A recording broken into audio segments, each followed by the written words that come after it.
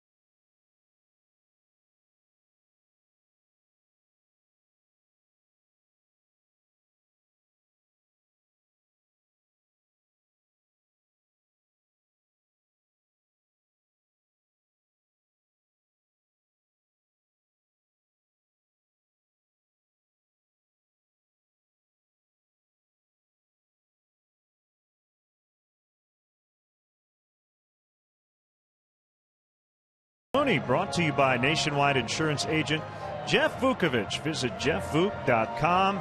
Nationwide is on your side.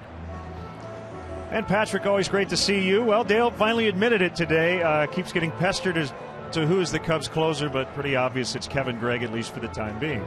Yeah, and Dale finally caved after weeks of kind of the same questions. And really, Kevin Gregg, as he was coming off the field, he said officially, unofficially, it kind of speaks for itself when he keeps rolling them out there in the ninth inning. And when you go 5 for 5 and save chances for a team that really has been so shaky at the end of the game, it was an obvious choice. And I think that Gregg wasn't a huge fan of the idea of closer by committee. I think he thinks things can now, maybe guys can slot into roles and kind of calm things down at the end of the game. And, a couple leads, if they swung the other way, as he said, they could be in a totally different spot right now. Talk about shuffling the deck. When Kyuji Fujikawa comes back, he might end up back in the 8th inning where he started the season, but instead of pitching in front of Carlos Marmol may now be pitching in the 6th or the 7th. Yeah, it's kind of a weird way of getting to what they thought it would be, that they hoped he would kind of maybe slide into, that setup role, kind of get adjusted to a new league. But obviously his forearm strain, Marmol struggles. It's kind of put him in a different spot now, and they hope that he can be the guy that they thought he was, and that was someone who could be a closer here for the next 3 years. But I think, as you know, it's really hard building that back end of the bullpen. Relievers are just so unpredictable, and you kind of just have to roll with it. Theo Epstein's talked about parallel tracks, and really the way you have covered this club has mirrored that over the last year or so. And I know it's been an interesting time for you because the Reds were here this weekend. The Cardinals are here now. The Cubs will then go to Washington, D.C., and in a lot of ways the Cubs are trying to get to where all three of those teams are right about now. Exactly. And you remember last year there was kind of this, I think it was a kind of a cool moment when, Lenny Castillo, Rule 5 guy, he hit Bryce Harper, and there were two kind of almost brawls, and I think the Cubs did show some fight. I think that was something that Dale Swaim took away from that. I think the big idea, though, was how far they have to go, and the Nationals have the GM who grew up not too far from here, Mike Rizzo. He is a great scout, great evaluator of talent, and clearly it helps when you have Bryce Harper and Steven Strasburg available, number one, but the Cubs have that number 2 pick coming up in June, and clearly that's the type of organization they want to be, and that's how Dale and his staff will be evaluated, how much closer they get to that level this year. And last thing, when you look at the lineup today, Ryan Sweeney gets his first start. Soriano will get 2 days off with the off day tomorrow. And Darwin Barney, 0 for his last 21, was out early hitting with his manager. Yeah, Darwin, obviously, he's a Gold Glove defender. He's meant so much to the middle infield and kind of calming things down after that sloppy start to the season. But obviously, the Cubs want to see him get on base more, and I think Dale said we're not playing mind games, but he just wants him to kind of relax, focus on hitting the ball hard and not, kind of overloading there up at the plate. All right, thanks for the time as always, Patrick, our Cubs insider. And as we go to break, let's check out today's starting pitchers. Carlos Villanueva's lost his last 2 outings. Very familiar, though, with the Cardinals. And Jake Westbrook, a high ERA here at Wrigley Field, but he's coming off career win number 100. We'll have the Cubs hosting the Cardinals coming up next.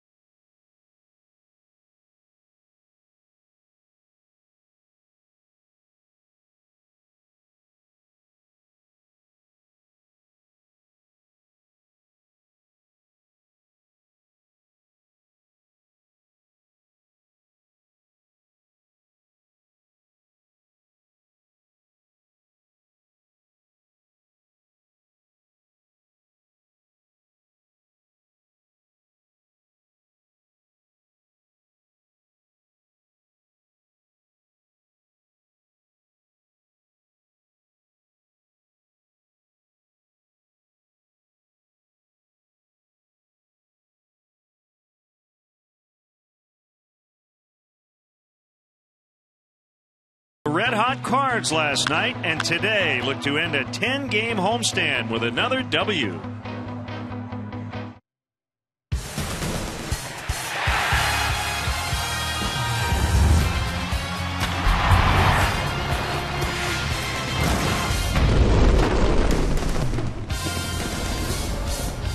It is Pink Out Day here at Wrigley Field as the Cubs and Major League Baseball raise breast cancer awareness. Mother's Day coming up this weekend, and we're set for Chicago Cubs baseball on Comcast Sportsnet. The Cubs go for the 2-game sweep over the first-place St. Louis Cardinals.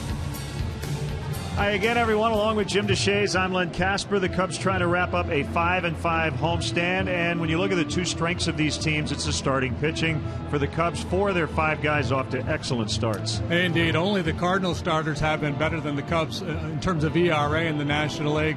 And we'll take a look at some numbers that has been most impressive by Wood. Feldman, who got off to a bumpy start, has really turned it around.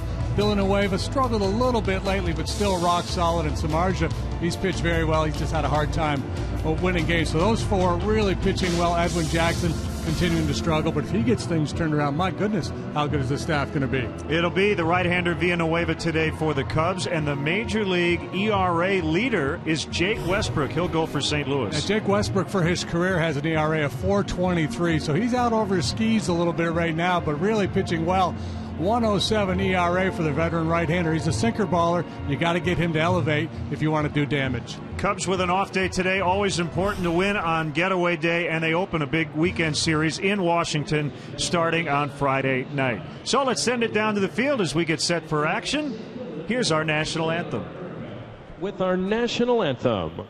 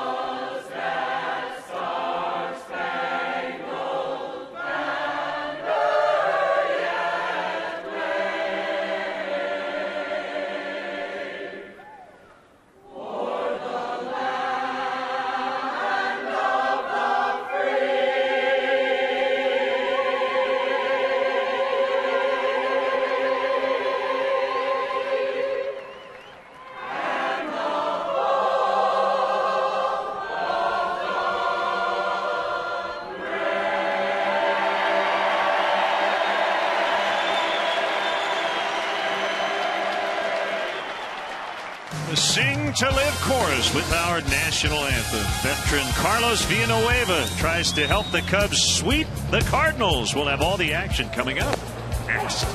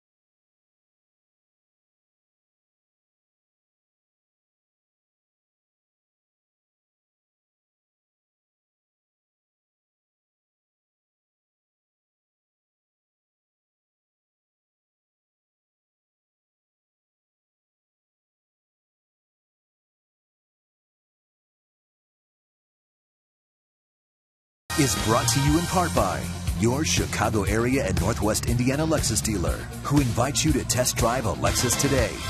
Blue Cross and Blue Shield of Illinois. Through it all. BMO Harris Bank, helping money make sense. BMO Harris Bank, NA member FDIC. AT&T Uverse. Visit att.com/freeyourtv. Rethink possible. Ford. Check out America's freshest lineup at your local Ford store or at localfordstores.com. And by Southwest Airlines. Find our fares online only at southwest.com. Welcome back to beautiful Wrigley Field. A lot of pink hats and shirts in the stands as fans are participating in the Chicago Cubs Charities Pink Out, presented by Advocate Healthcare. Each fan who bought a bleacher ticket gets a Cubs Charities Pink Out hat. The wives of Cubs coaches and players handing them out at the entrance gates, and fans encouraged to wear pink as well. So with Mother's Day coming up on Sunday, a great reminder about getting your checkups and helping prevent breast cancer. We also want to welcome those viewers watching us around the country on the MLB network and around the world, serving our great nation on the Armed Forces Network. Cubs and the Cardinals, always fun when these two teams get together. Who would have thought last night, JD, it would come down to one swing of the bat as the Cubs won on the 2-run homer by Nate Scherholz. Yeah, just impressive performance by both pitchers. Travis Wood, yet again, very, very good for the Cubs. And Lance Lynn, he had his 10-game winning streak snapped last night, but he pitched awfully good as well. I was thinking that red and blue combined must make pink. A lot of red, there's a lot of blue, and now we got some pink in the yard. Works for me. So let's get the Cardinals Southwest starting lineup written out by their second-year manager, Mike Matheny. Matt Carpenter will lead off. Actually, this lineup's pretty similar to what we saw last night. Beltran, Holiday, Craig up there at the top. Molina hits fifth. John Jay moves up a spot in center. David Freese has been struggling at just 203, so he'll hit seventh. Cosmas is shortstop, and Westbrook the pitcher. Cubs defensively have a little different look this afternoon. Ryan Sweeney gets his first start after his recall from AAA. He's a very good defender. He joins the Jesus and Scherholz in the Cub outfield today. Cody Ransom gets a start. Castro at short. Luis Valbuena moves over to second base. He's making his third start at second base as Darwin Barney gets a day off. Anthony Rizzo at first, and Deandre Navarro behind the plate for Carlos Villanueva. He's our Lexus pursuing perfection starting pitcher. He's 1-2. Should be better with that 2.85 ERA. Very low batting average against, just a .91. He has allowed 5 home runs. He's allowed 4 runs in each of his last 2 starts, but he's really continued to throw the ball quite well.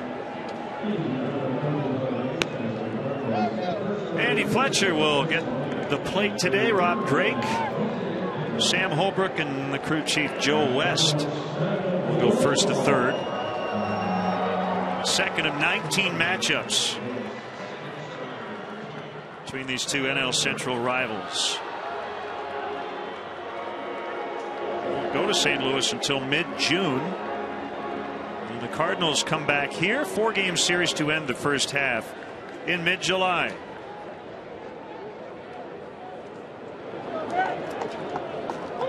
St. Louis already 13-7 on the road. Their 21st road game. They've only played 12 at home. And we're underway. Villanueva low, ball 1 to Carpenter.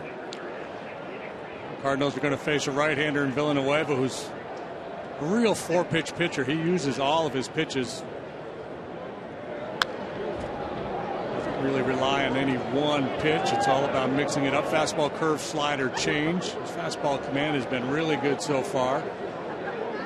Really, what has made him stand out is his ability to throw his secondary pitches when behind in the count. There's his 1-1, 2-1. 60 degrees as we get started. Wind blowing in out of the east at 9.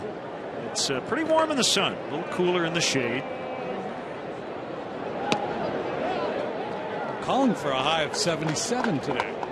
Maybe further away from the lake. Might be around 70, a few miles west of here.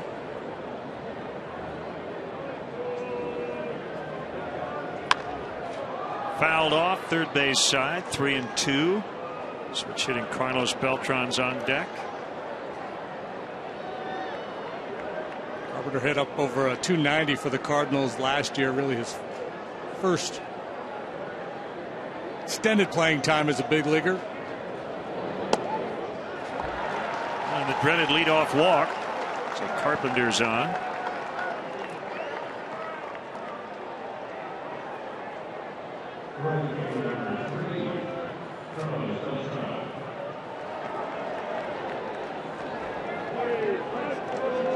Beltran had a couple of hits last night, including a double.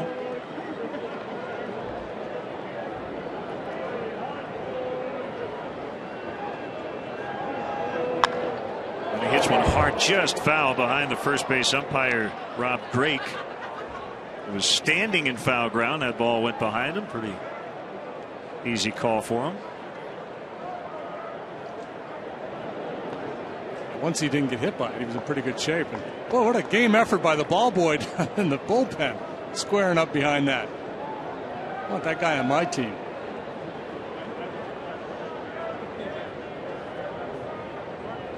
The kick and the 0-1. Good slide and block by Navarro. Cubs were out doing some early work, even though it was an early start today. Darwin Barney and his manager. Some extra BP. Dale was throwing to the Cubs second baseman. Told him not to worry about mechanics, just try to hit the ball hard. And Barney getting the day off. Cubs are off tomorrow, so he'll have 2 days to rest and relax and get ready for the weekend against the Nationals, unless he's needed late today. Get a little mental break today, and then then you can go out and do that early work and take a bunch of swings, and you're not worried about it affecting your play that day. On the outside to make it 1-2. Carpenter not a real speed guy. He runs okay, but you won't consider him a base stealing threat. It's his on base presence that he brings to the top of the Cardinal lineup. Pretty good lead over there at the moment. Not running. High and wide, 2-2.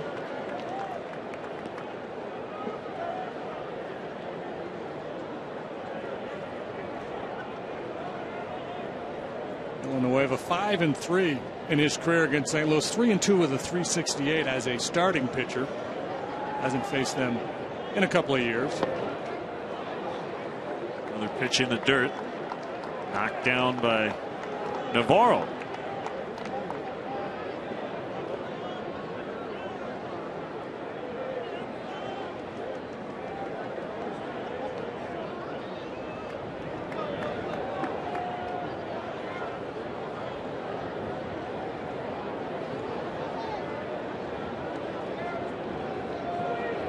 Goes on the 3-2, and that ball's rolled into right, and Carpenter will make the turn and get to third. An early threat from the Cardinals, first and third, nobody out for Matt Holliday. A pretty good chance Carpenter's going to go first to third on this ball, even if he's not running, but breaking with the pitch. Obviously very easy for him to make it to third base, and early troubles for Villanueva. And remember, you're up against a guy who's got a 1.07 ERA coming into play this afternoon, so even though it's the first inning, these are very critical at bats coming up. Avoid the big inning.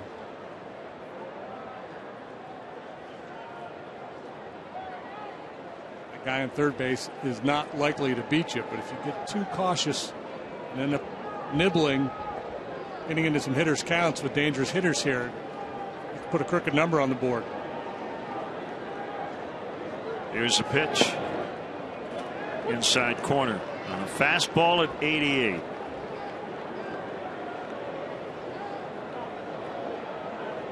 Cardinals have been deadly with runners in scoring position. Holliday hitting .462.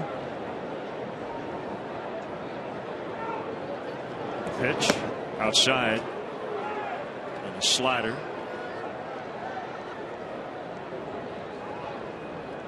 So the Cubs have really struggled in that regard. Cardinals 324. That's going to be very difficult to sustain, but it's really been the difference maker for them now. They're not hitting that many home runs.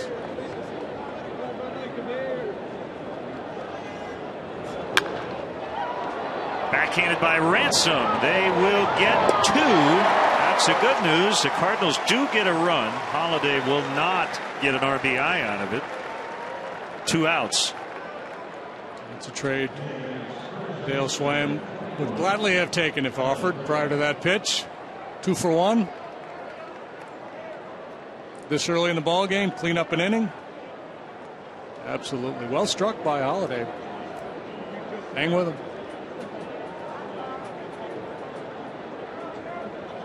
Craig, who's been driving in runs even though he only has 2 homers. Both those homers coming in the last few days. Saturday in Milwaukee and last night off Travis Wood. Bases empty, 2 outs. Ball 1. And he and Holiday have alternated home runs in the last 4 games. Holiday, then Craig, and Holiday, and last night Craig hit the solo shot.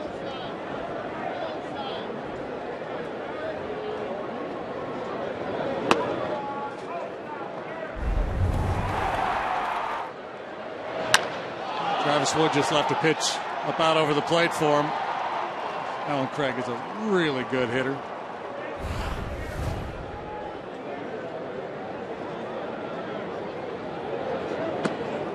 The 2-0 misses on a changeup.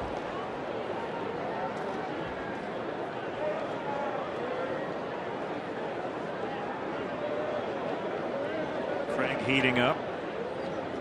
Guy on deck with an 8-game hitting streak, Yadier Molina, and he'll step in.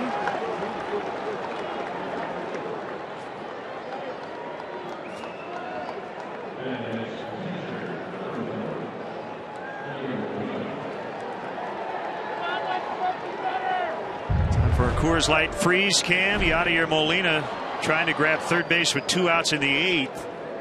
Mike Matheny, his manager, after the game took the heat and said we called for a double steal. I'm not so sure that was the case. He might have been protecting his veteran, but that was a key moment in the game. And he swings at the first pitch. De Jesus in center makes a grab to end the inning. Well, they get 1. It could have been much worse after the first 2 reached. Cubs are coming up.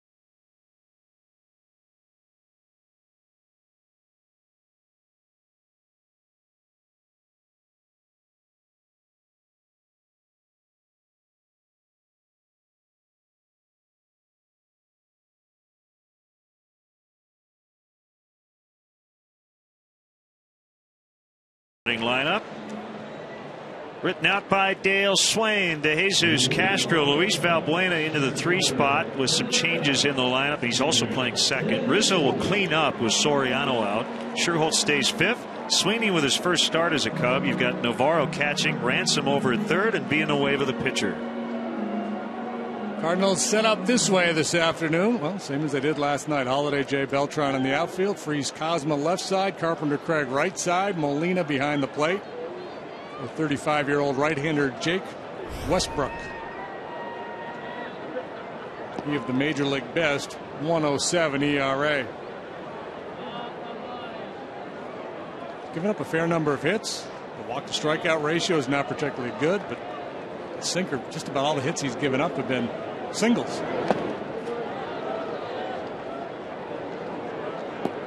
(33 2/3 innings). He's allowed 30 hits, only 5 for extra bases. None have left the ballpark.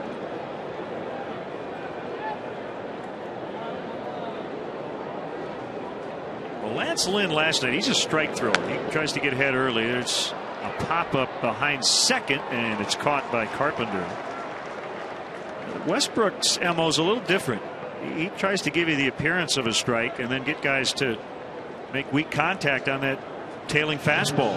The buzzword in the Cubs dugout this afternoon will be elevate. Force him to get the ball up, and be willing to attack early if you see something up in the zone early that you can put a swing on, because if anything's down around the knees, it's going to be going down, and you're just going to beat that into the ground.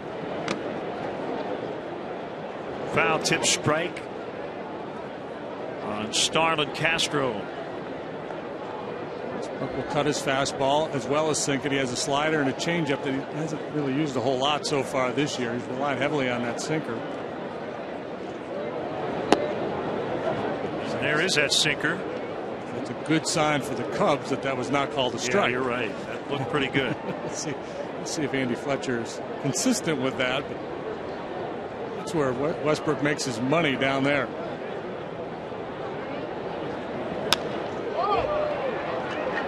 Short center and caught on the move. It's John Jay. Well, you see already contact from the Cubs, but weak contact both times. He's only struck out 18 in 33 innings, but again, at least talking about the game plan, this is just a case where it looked like Castro's pulling off the ball a little bit, but that slider was up, the ball to Jesus was up a little bit, so I think to that end, at least, 2 batters into this game, that James Rouse and Rob Deere would say, okay, at least we're swinging at pitches that are up a little bit instead of attacking that sinker.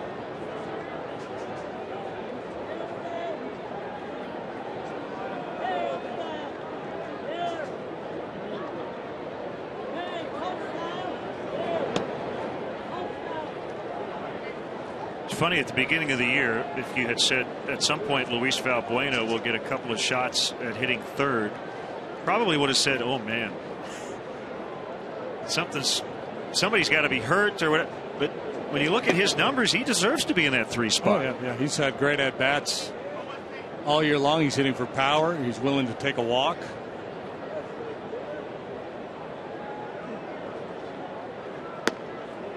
And then he looks at a strike.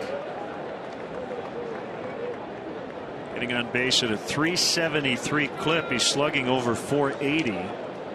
And Cubs third baseman, as a result of a lot of his work,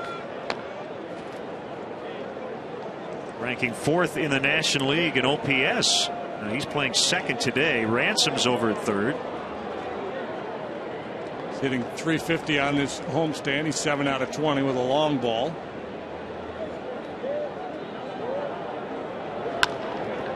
Ground ball ticketed towards center, and it'll get there.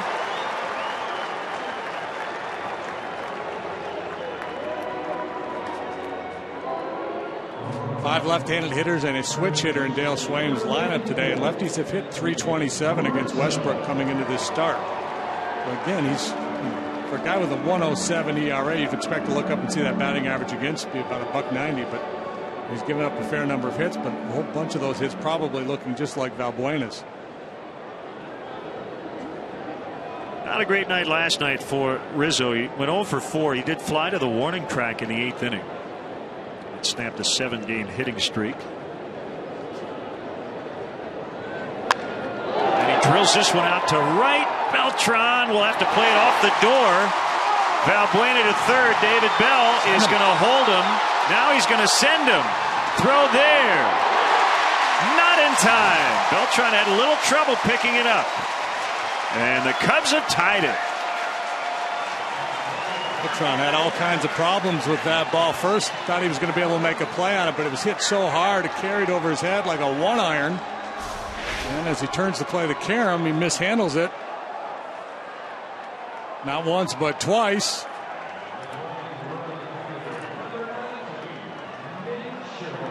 So Rizzo will get a double, his National League leading 19th extra base hit. He will not be credited with an RBI. They'll give an error to Beltran because Valbuena was going to stop.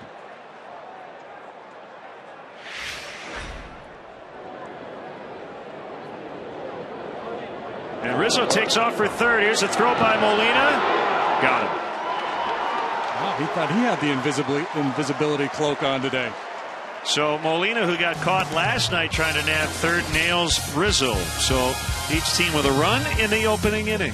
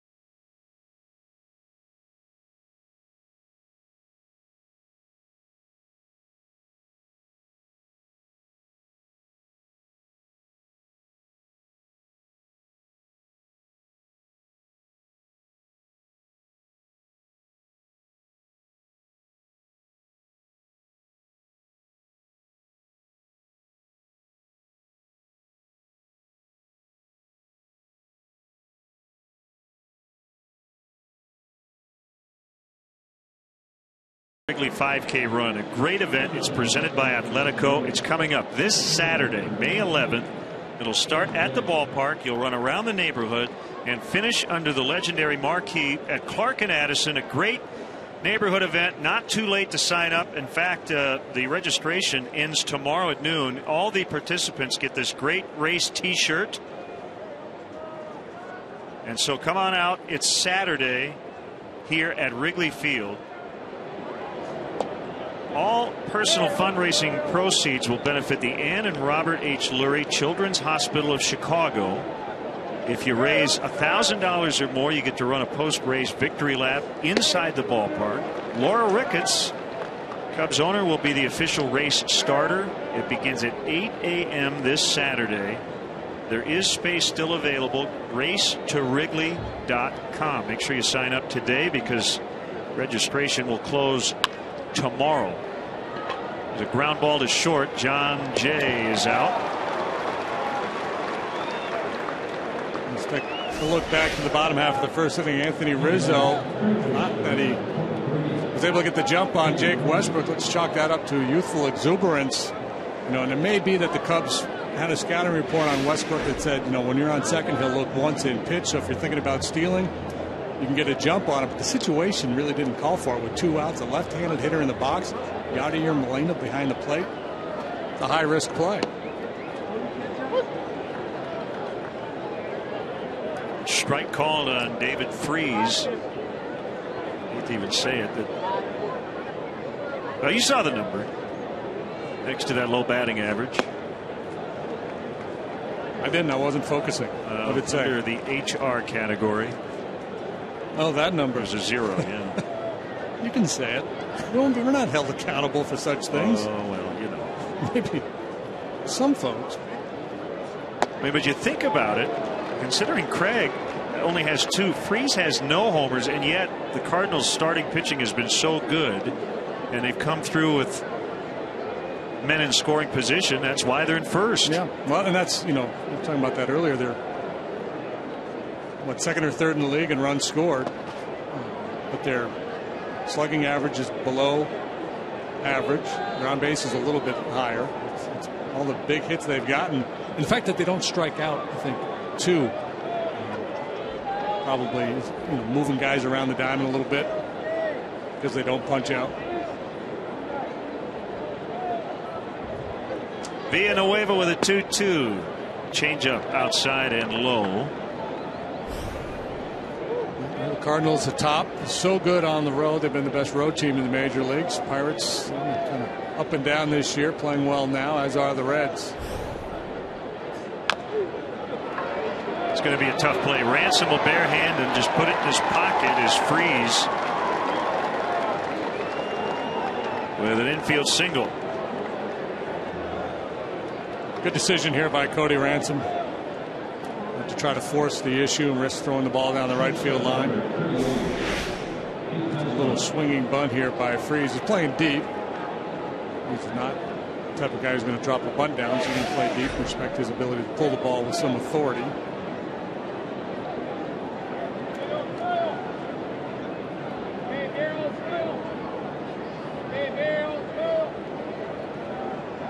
The shortstop Pete Cosmo with Westbrook on deck. High in the air to left. Sweeney shielding his eyes, makes a grab for the out. 2 down.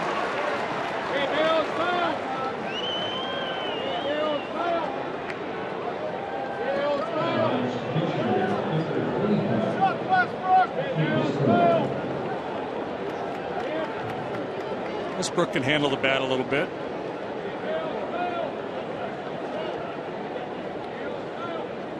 One career home run. It was 2 years ago. It was off Randy Wolf in Milwaukee.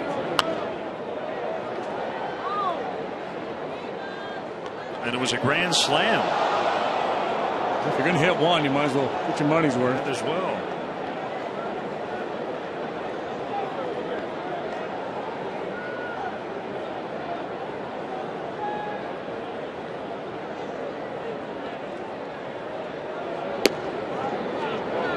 Curveball outside, 1-1.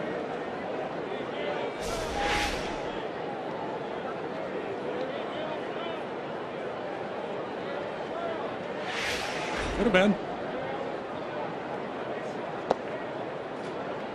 A little slower breaking ball. Nueva treating him with respect. Got to throw him a fastball here.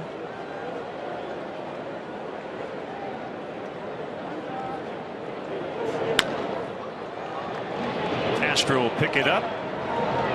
And he gets it to Rizzo in time to end the inning. 1 out single, no runs. Bottom 2. Cardinals 1, Cubs 1.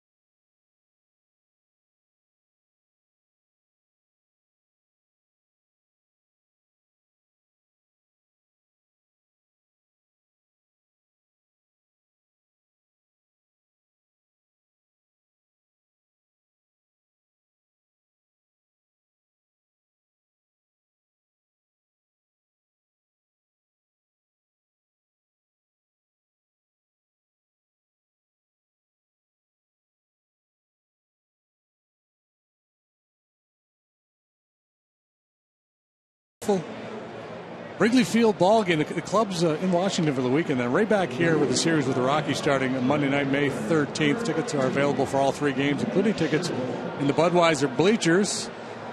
If you're interested, visit Cubs.com. Always teaching. Manager Dale Swain. We don't know what they're talking about. We can guess that it's about that base running play. And ended the first inning. Pretty good chance. Hey, teachable moment. Well, you know, I said a lot. Sluggers love to run. You know, they do. They like to be able to showcase their ability. Anthony actually leads the club in stolen bases, and he is capable. It's just that situation didn't call for it. Sherholtz a hero last night with that game-winning 2-run homer. 3-1 fastball from Lance Lynn.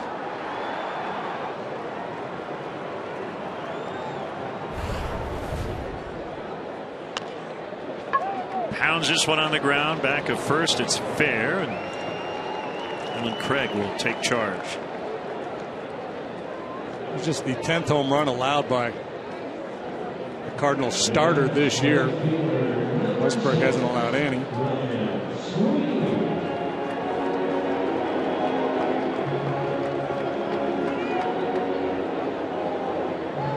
First Cubs start for Ryan Sweeney, whose big league career started with the Southsiders.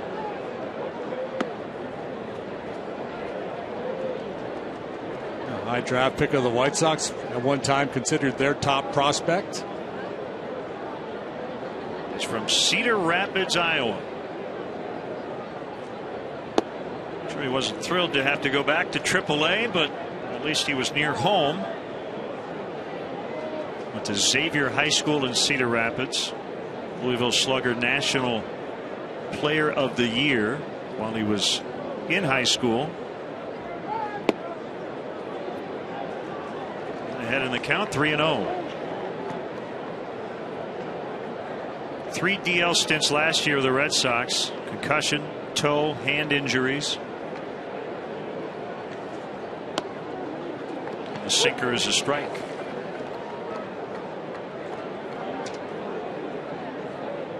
Cubs signed him to a minor league contract on April 3rd, and then he was selected Monday. 3-2. A valuable guy. Good, solid left-handed hitter. Can play all 3 outfield positions and play them above average.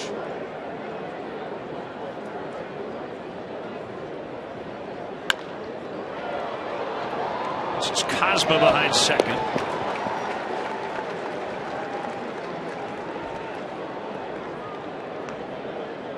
Well, when guys do put the ball in play against Jake Westbrook, about 3 out of 4 will be on the ground. Major league leader in ground ball percentage, 74% among starters in baseball since the Cardinals got him at the trade deadline in 2010.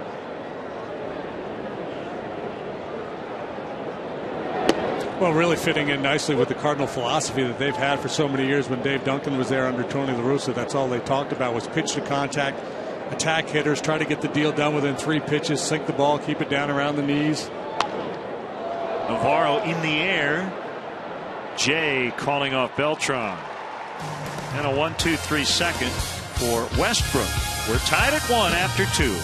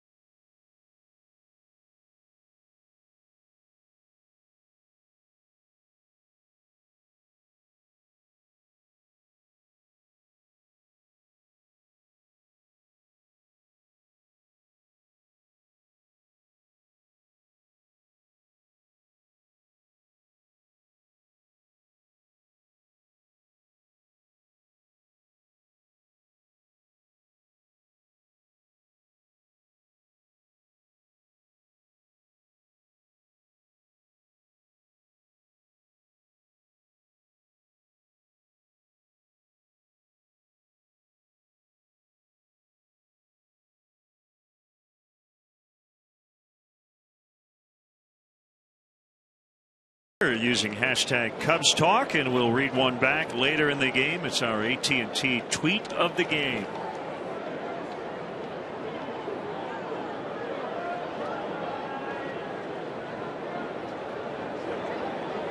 Top of the order now for St. Louis.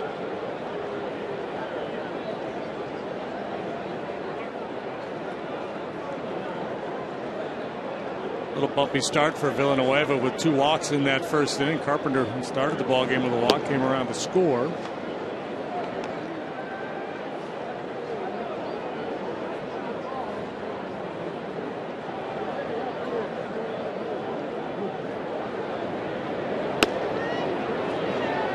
It's a strike.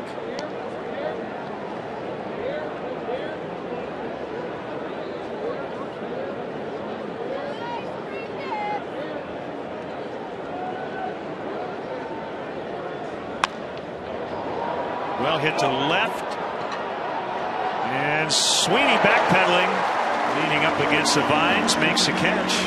Be a little more cushion there here in about a couple of weeks. Ivy grows in. I see a little green out there. Just noticed that.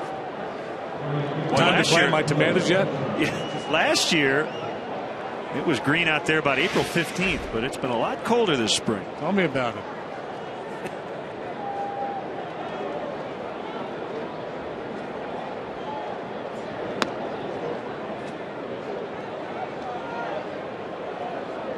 Just 5% Ivy coverage at the moment.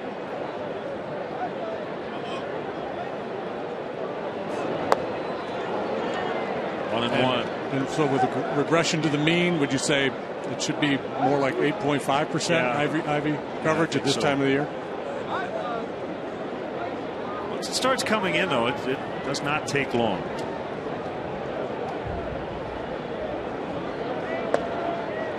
Wow. It's been a Yes, tight zone. you can't accuse Andy Fletcher of being overly generous here this afternoon.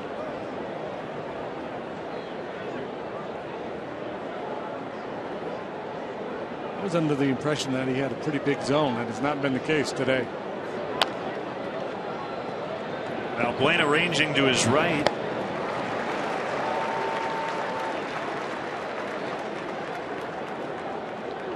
So 2 away for Holiday, who hit into a 5-4-3 double play that scored the first run of the game.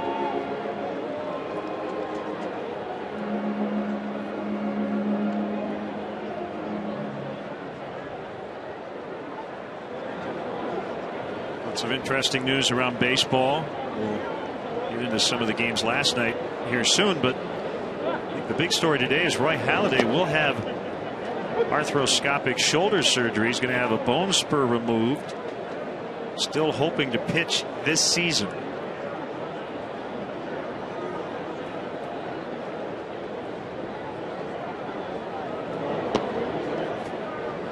And maybe the best news of the day is Jay Happ out of the hospital. No question. Released from a Florida hospital after being taken off on a stretcher last night and hit in the head by a wicked line drive from Desmond Jennings of the Rays.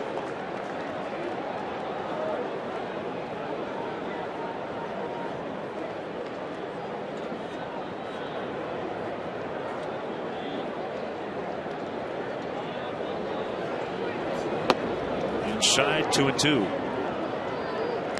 I'm going to compile a list.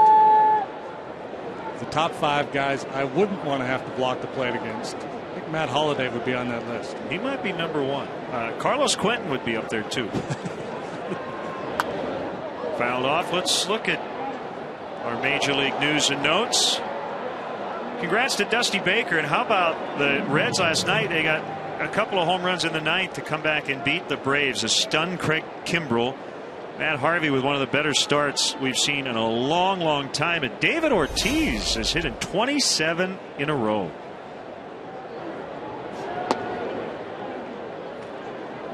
Dating back to last summer before he got hurt. And Harvey, 1-hit shutout through 9, did not walk a man, struck out 12 and got a no decision.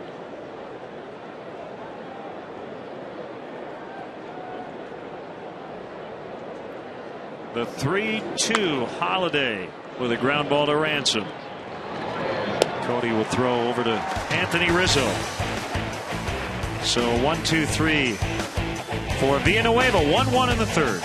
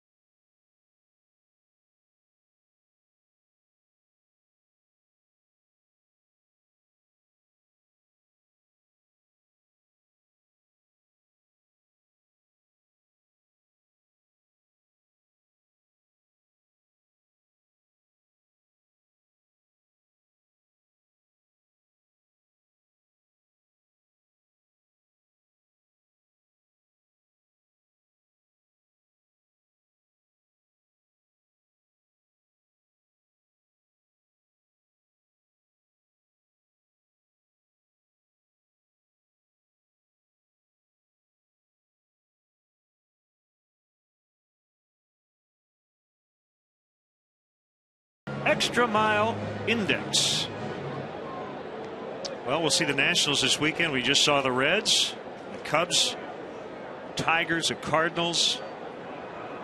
Pretty impressive list, but St. Louis with a huge lead in that regard here early on. Almost 2 runs better than league average. Major league starters as a group pitching to a 4.14 ERA. Yeah. Strike called on Cody Ransom. Getting the start here with Valbuena playing second. Breaking ball on the edge. 0-2.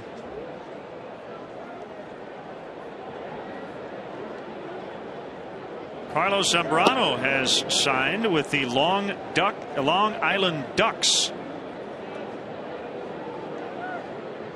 from the Atlantic League. So he's going to join Dontrell Willis and Vladimir Guerrero.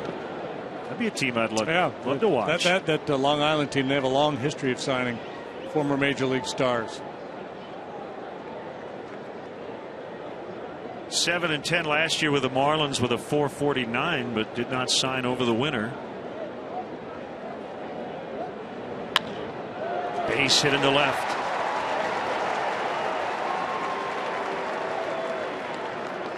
That was a breaking ball up. So he's not getting that sinker called, and the Cubs are doing a pretty good job laying off of it. So he has to go to a plan B, which would mean a few more breaking balls, and he's more likely to make a mistake with his breaking ball than he is his sinker. This one's up around the belly button. Ransom takes advantage.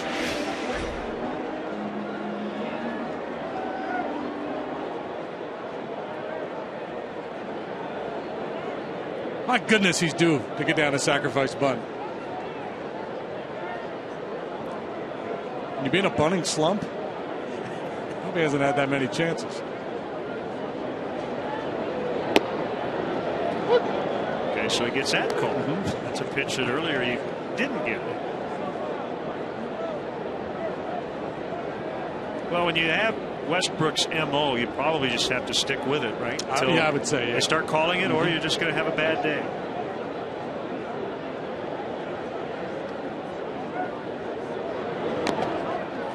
Bunted foul. I would think you would have to stay with that as much as possible. All the while, Molina's probably working on Andy Fletcher. Going, hey, it's a pretty good looking pitch.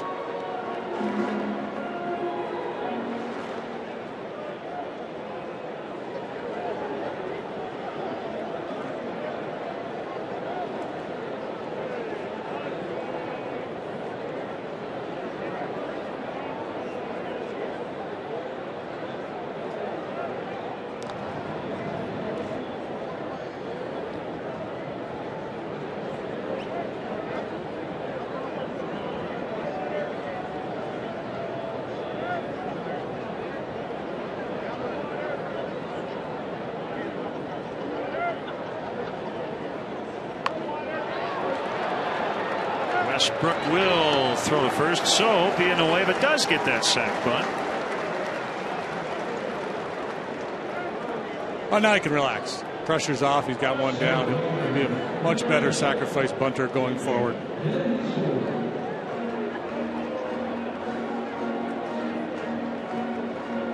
Oh, he's been losing sleep over that. The shots here to get that go-ahead run in. With Ransom at second and only one out.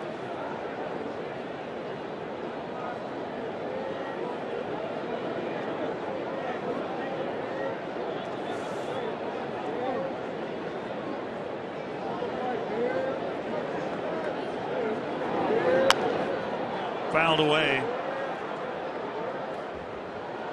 It was up, so he took a whack.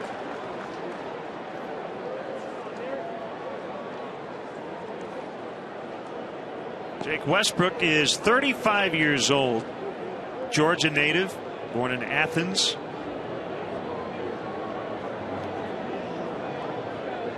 Six no-hitters over the last 2 years of his high school career. Danielsville, Georgia, Madison County High.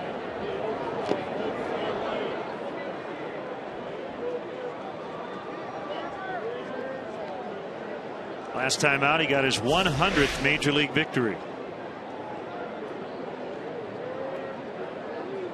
Downward action there. That was the changeup at 83. The fastball is 89, 90.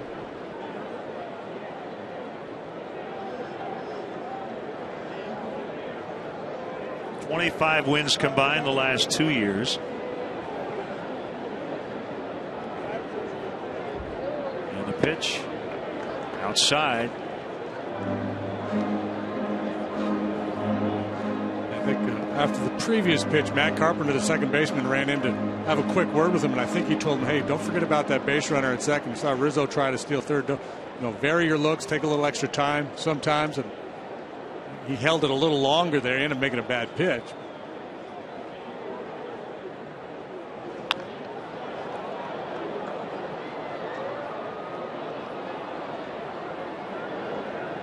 .300th career appearance for Westbrook. 260th start.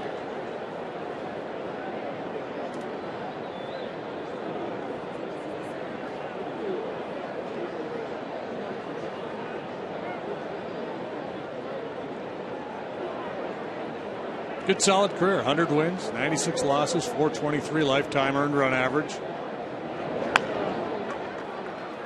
Freeze will pick it up. It's a good play by Ransom. The ball wasn't hit hard with the third baseman coming over to field it. Nobody covering.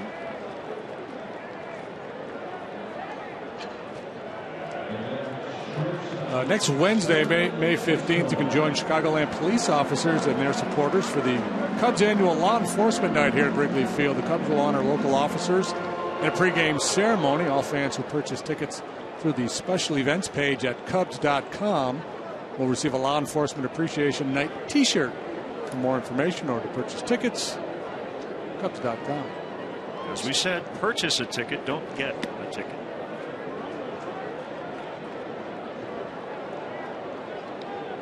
That would be ironic to get a ticket on Law Enforcement Night.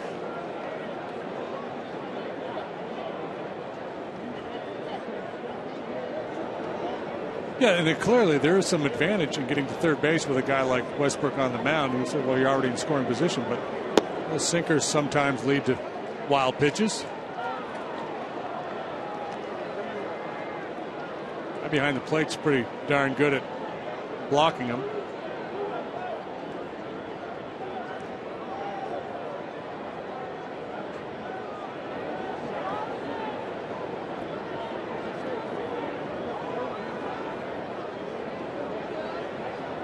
Is 1-1. Tapped foul.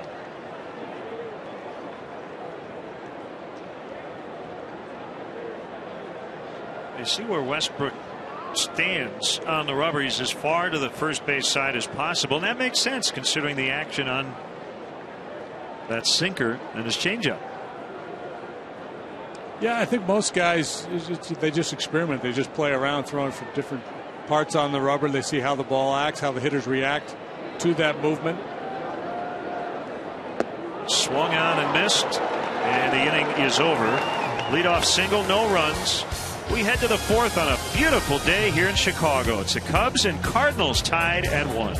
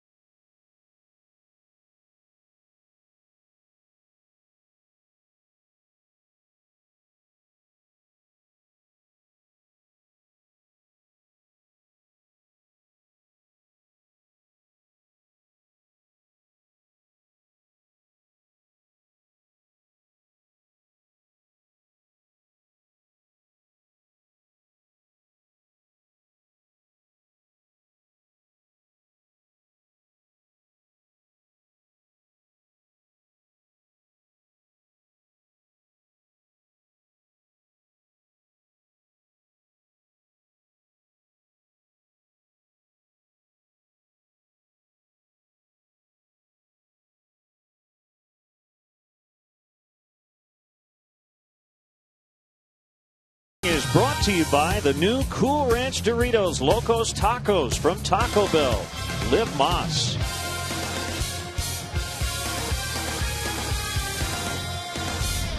Always a good time for nachos. Our Menards grounds crew wearing the pink hats today, raking that infield dirt.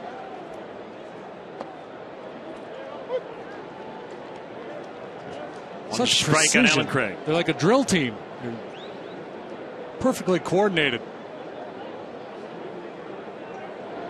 and resplendent in their pink caps. Hard hit ball foul.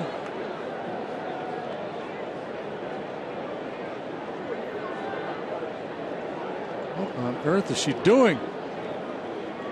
Is that something edible, or is she just eating something that's not edible? We need to intervene. Is she good there? Isn't that some form of candy? 1-2. Oh, it's a fruit roll-up. Okay. Oh, it's fruit. It's good for you. That's what my kids always said.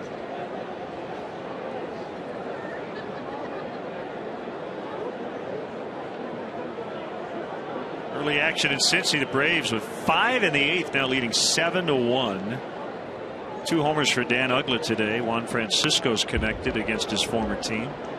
Zach Cozart has gone deep. How about that one last night? Mesoraco and Chu going back to back off Kimbrel, who I believe allowed 3 home runs all last year.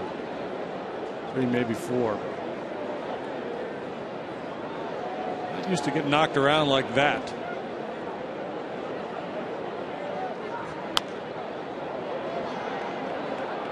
We're near the bullpen and out of play. Seattle leading Pittsburgh 2-1 there in the 9th. PNC, Jesus Montero with his 3rd of the year.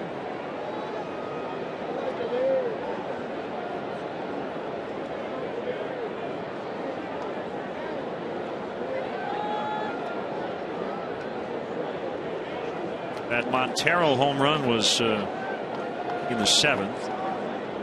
They give them the lead, and the 1-2 pitch hits Craig.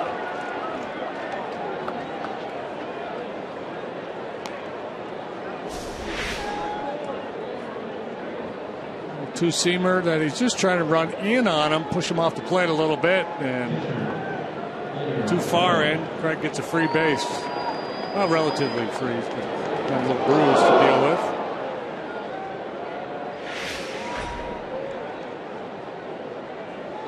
game in Pittsburgh this afternoon. It's King Felix and A.J. Burnett, so no surprise that it's a low-scoring affair. Hernandez 8 innings, 1 run. Burnett went 7, gave up the 2. And there's Molina, opposite field hitting, sending Craig to third. And for the second time here early, the Cardinals have 2 on with nobody out. I don't know how often he would do this against the Astros, but I'll tell you, it seems like every game against the Cubs, he's got a swing just like that with a runner on base. Yeah, this is the guy I remember in those games against Houston. An off-field approach. Keeps the hands in. Well, you get him up there with 2 outs, nobody on. He's trying to hit the ball over Waveland, but when it comes to situational hitting, he really tries to think opposite way.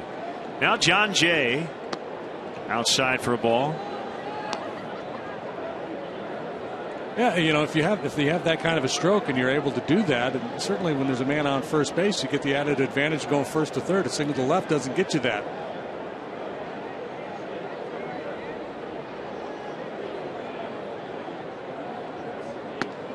Like the situation in the first, Cubs playing for 2 here, willing to concede a run still early enough in the game where you're thinking about avoiding the big inning.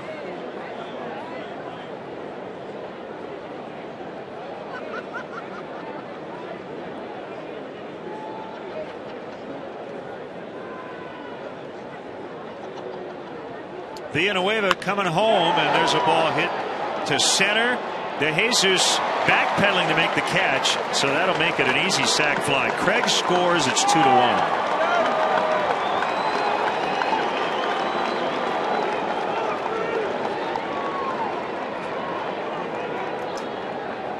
Good job here by the Chief Justice. He too keeping the hands in. The last thing you want to do there is roll over on one and hit into that double play.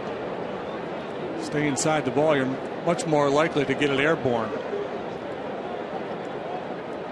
Freese's hit in the second was basically a swinging bunt hit to third.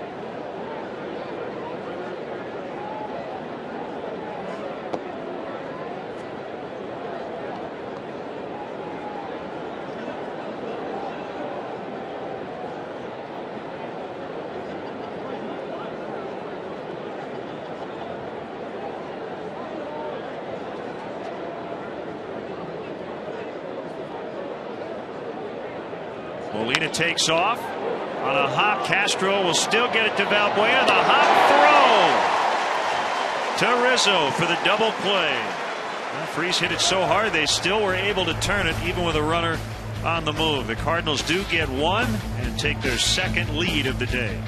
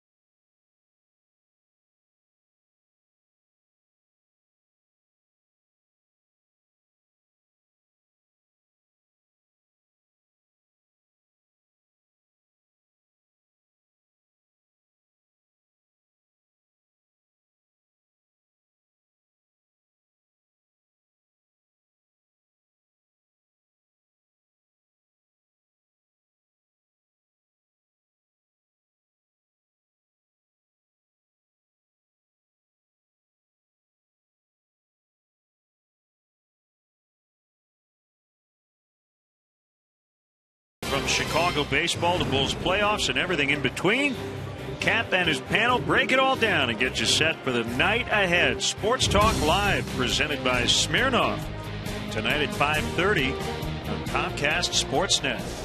Second big double play turned by the Cubs this afternoon. This ball sharply hit to Castro, so he still has the option to go to second, and then Valbuena with a nifty move to go up over the top and complete that double play. Molina, even though he was going with a pitch, not able to get in to Valbuena, he's probably thinking, I'm just going to try to beat this thing, assuming maybe that there wouldn't even be a play on him. So he's thinking about going to the bag more than he's thinking about upending Valbuena. The Cubs are down a run for the second time.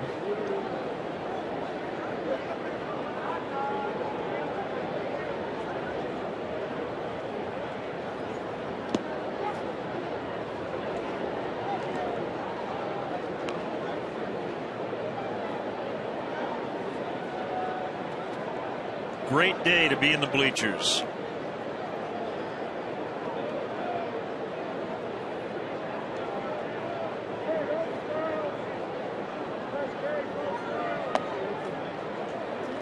Sinker missed, and it's 3-0. Valbuena leads the Cubs with 14 walks. 6 on this homestand. Make it 7.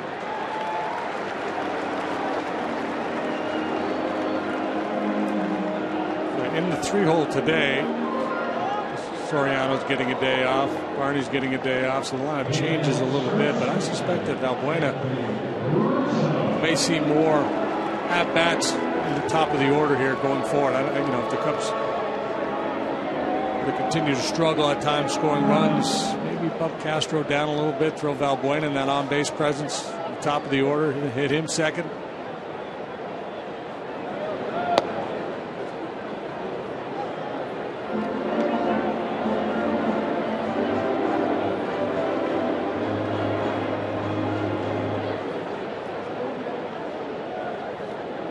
Some interesting tweet to you right after this pitch. Back to the J. Happ incident last night. Here's a 1-0, and it's low. Brandon McCarthy,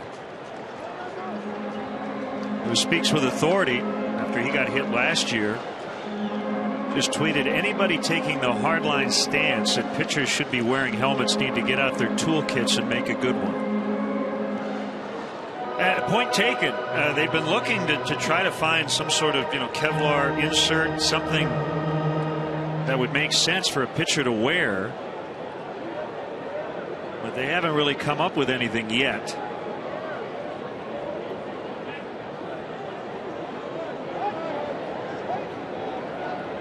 And obviously, like to protect the brain, that skull, that area, but it wouldn't protect your orbital, your cheek, your side of your head. The side of the head, didn't he? Yeah. Well, they played around with it, right? This spring, didn't some guys wear or at least try on these lightweight caps with some kind of a reinforcement?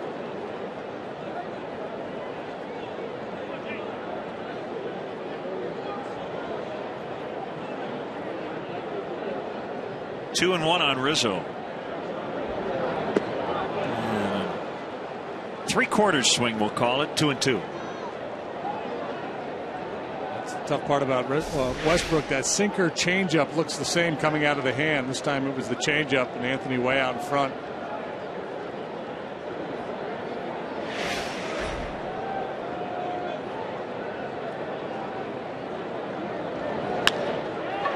And he goes to the opposite field for a base hit.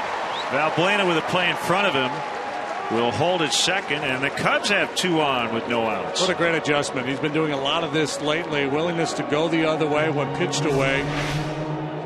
Dings a double off the right field wall, and now serves this sinker down and away to left.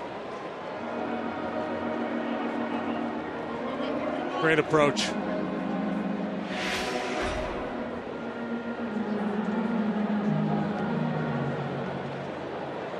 Ability to hit these 475-foot home run and do that. That has Cub personnel so excited about his future.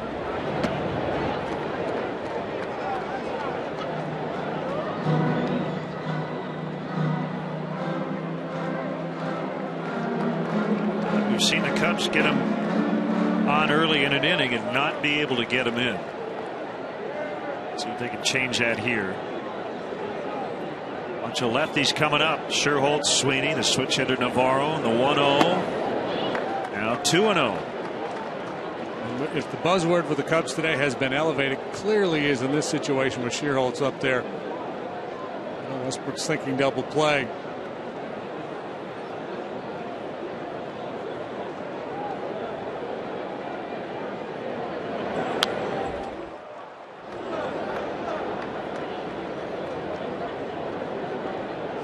And Nate is good too, going the other way with that two-seam sinker running away. Try to pull it, that's where you run into trouble. Seen him get a number of hits to left field, left center.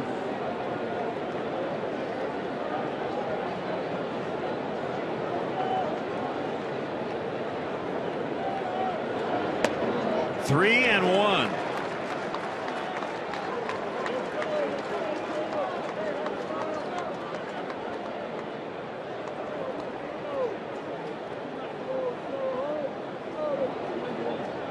He's been their best guy with and in scoring position.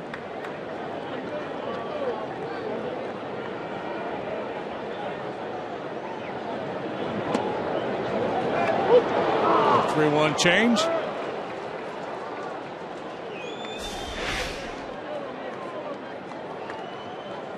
The 3-1 fastball from Lance Lynn that he hit into the center field bleachers last night.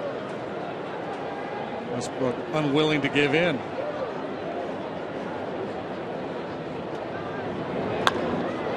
Fair ball.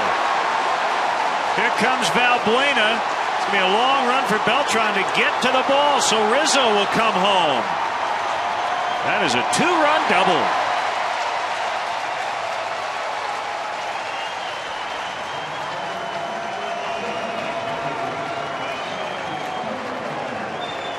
Ability by some of these Cub hitters, not all of them, to lay off the sinker from Westbrook today has changed his game plan a little bit. This is a changeup. It's down in the zone but out over the plate and rifled into the right field corner by Sherholtz. Great sequence of at-bats here by Valbuena drawing the leadoff walk, Rizzo going the other way, and then Sherholtz battling before winning that battle with Westbrook turning on that changeup.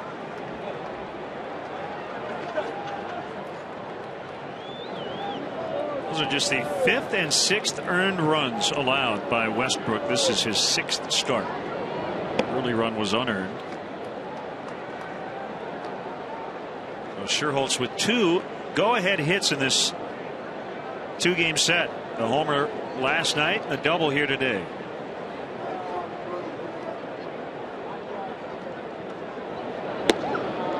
One and one. Ryan Sweeney.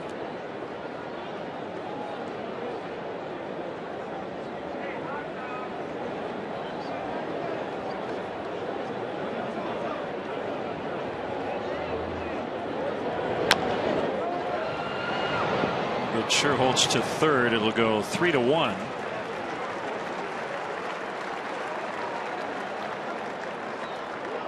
I really think this, it's Sherholtz and Rizzo in particular, and their willingness and ability to go the other way that kind of takes away Westbrook's best weapon. That sinker down and away to the lefties. That's a rollover pitch for a lot of guys who are trying to pull it.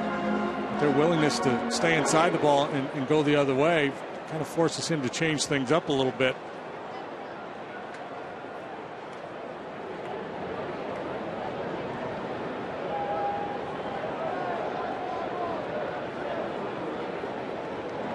Draw the infield in now with 1 out.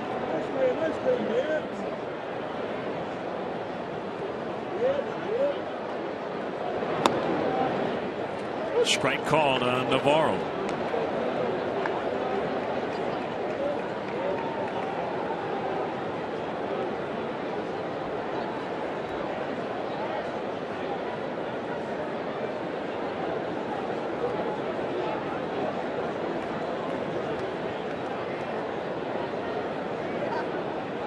Kick in the 0-1.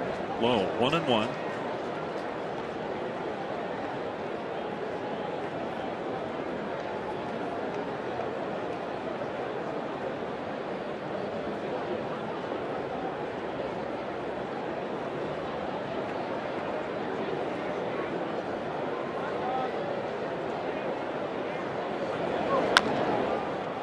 comes Sherholtz. Throw to the plate.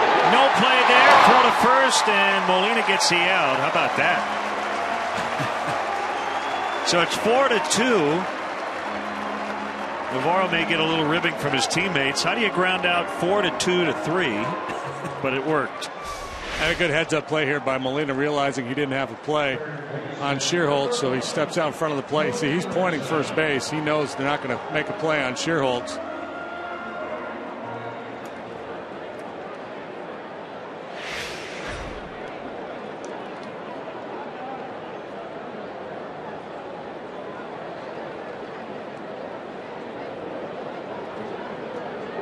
Now, speed, not a big part of Beyonder's game. Ransom, slowly hit grounder, bare hand pick. David Freese with a gem. But the Cubs get 3 runs and take their first lead of the day. Rizzo with that opposite field hit. Sherholtz knocking in 2. They get another on the Navarro ground out. 4-2.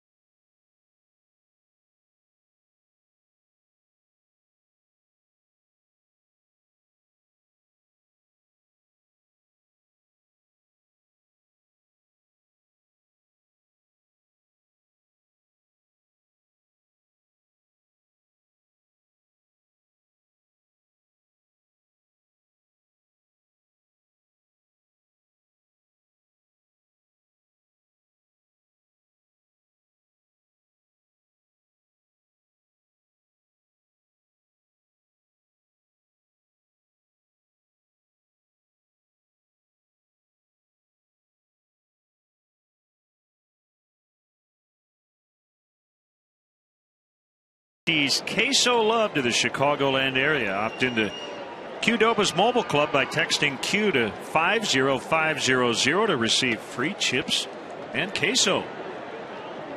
Yeah, slap a little queso on there. Get it. Get after that.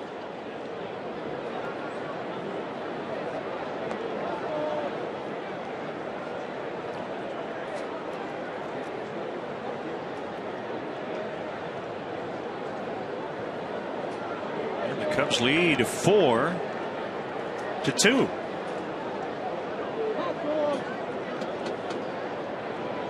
A little break.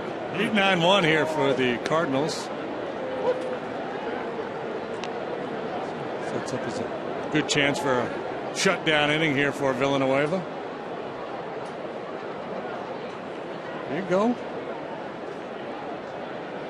Ice cream in a plastic helmet. That's living large. That's the children's size. Is the large? Does that come in like a full-size helmet? And a base hit. You're really hungry. You order the Bruce Bochy. So we've got the Juan Pierre and the Bruce Bochy. Give me a Bochy and a little extra fudge sauce on there, please.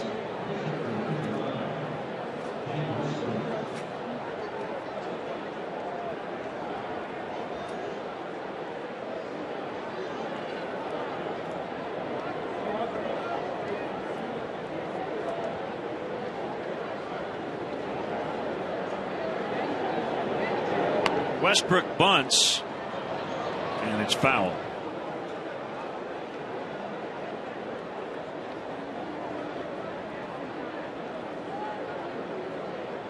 We got a wild one going on. at Smokies Park in Tennessee, the Cubs AA affiliate, the Smokies. They went into the game today not having scored in 27 consecutive innings. They extended that streak to 29, but then got hot. They scored 3 runs in the bottom of the 9th to tie Birmingham. The Barons then got 2 in the 10th. The Smokies got 2 in the bottom of the 10th. They're now in the 12th inning. It's 11-11. Kyuji Fujikawa with a couple of scoreless innings in that one. Here's the 0-1, and Westbrook not bunting, takes a strike. On a slider, it's 0-2.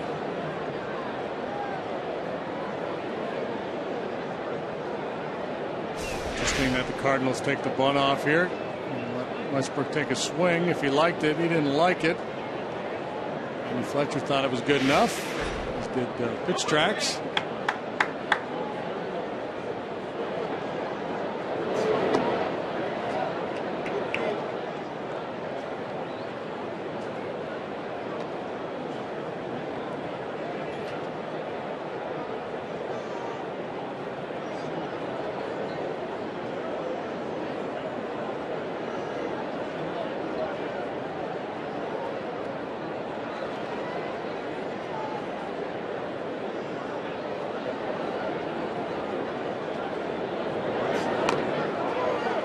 That's a strikeout on the foul bunt attempt. First strikeout for Villanueva. Let's check out Fujikawa in his rehab outing at AA. If he feels good tomorrow, we will see him this weekend in Washington.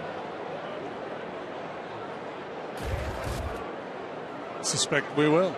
I got to give a plug. You can get the app. It's a free app for your iPhone, Android, other mobile devices. The Smokies baseball app on the radio. You can listen to our good friend Mick Gillespie call Smokies games. If you want to hear about some of the Cubs' top prospects. It's amazing now, right? How fans can be plugged in not only to the big league team but all the minor league teams with the internet and all those applications. I'll dial up the Smokies on my drive home occasionally. Does a great job. Here's a pitch to Carpenter. He bunts, attempting for a hit, and Villanueva not so sure he should have thrown it. Way late. Carpenter is on. Perfect bunt. Carpenter thought about it in the ball game last night. Left-handed hitter. The Cubs playing well off the line and deep at third base. Showed it last night. This time he executes it. Nice little push bunt. Villanueva was the only option. I have no data to back it up, but that's the throw that to me looks like the one you can really hurt yourself with, doesn't it? Yeah, where you're not planted, and so you're it's all arm. You don't have much of a base under you. So it's Beltran with 2 on, and he grounds foul. Just kicked foul before it got to the bag. Willis got off the mound in pretty good shape. Pretty athletic move here. A little pop-up slide.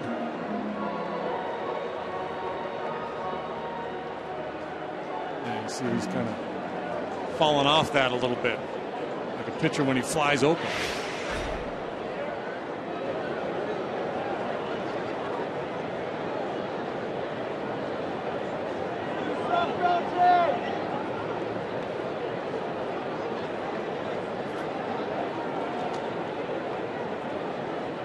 Kick and the pitch and a base hit. Castro just couldn't get it. Here comes the throw by Sweeney to second. Out. They get Carpenter as he went around the bag, and Sweeney fired a strike to Valbuena. So big second out. It's now 4-3. A great play by Sweeney. He squared up as if he's going to make a throw in towards home plate, and then he sees Carpenter take that big turn.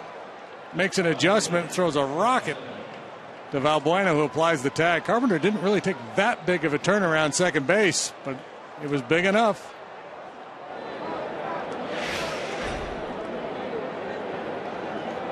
Told he was an outstanding outfielder. Made a couple of good plays already out there and left. Holiday with a base hit. We'll never know that exact thing would have happened with Carpenter at second, but if it had, we would be tied. 4 hits in the inning and 3 in a row now. Always hate to just assume that the same pitch would have been thrown, the same swing would have been executed had they not gotten Carpenter. But at any rate, it's Alan Craig now with 2 on and 2 down.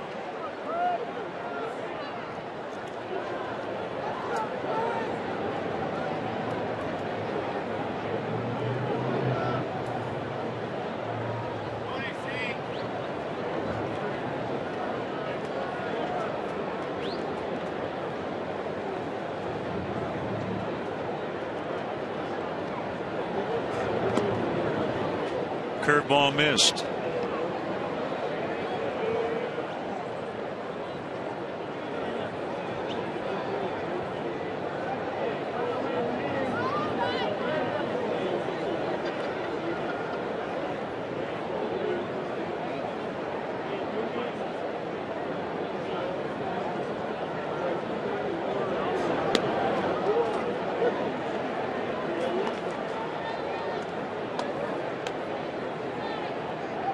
Craig, a career .299 hitter, only 268 major league games.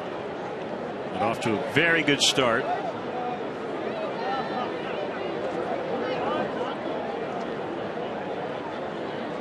Due to injuries, he just hasn't been able to play a full season yet. 119 games last year, but he knocked in 92 runs.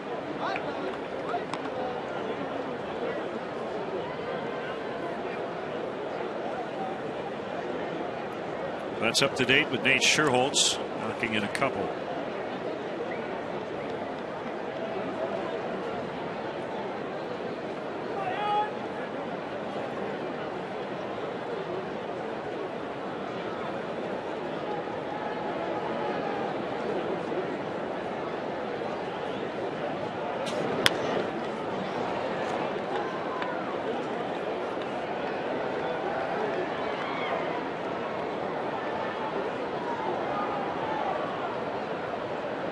Two balls, 2 strikes. Wave after that great start, not quite as good the last couple of times out. He's allowed 4 runs in each of his last 2 starts prior to today. Lost both of those ball games.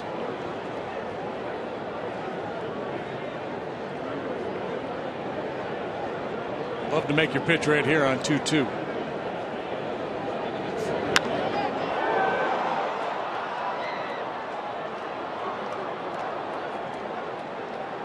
One of those guys who's just hit everywhere he's gone. Lifetime .308 minor league average, now lifetime .300 in the big leagues.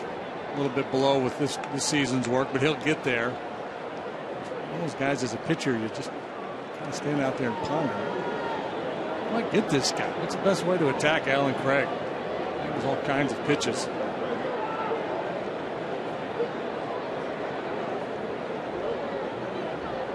Another 2-2. And it's low. We're at the limit. 3 balls and 2 strikes.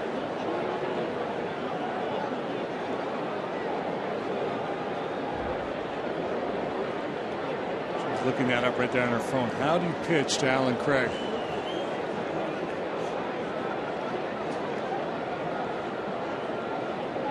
Ask.com.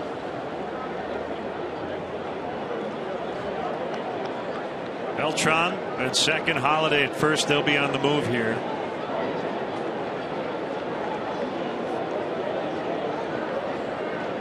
And the 3-2 pitch. We'll do it again. A young Cub fan just made a great catch in the upper reaches of the second deck.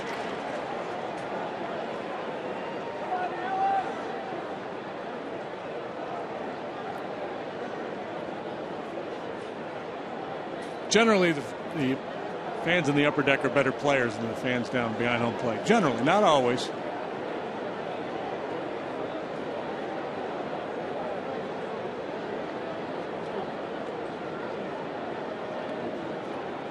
Another 3-2. Short right. Coming on is Sherholtz. The slide. He's got to battle the sun. He's got it. The inning is over. The Cardinals do get one on 4 hits. The Cubs still have the lead. It's by 1, 4-3.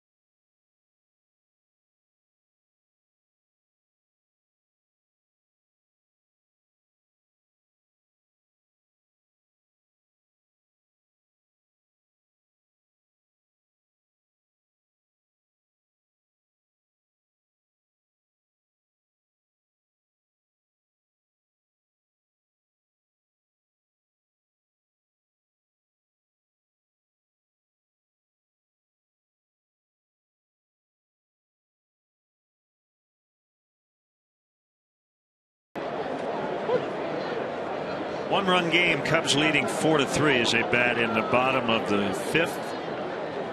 Villanueva followed by DeJesus and Castro. 2 strikes.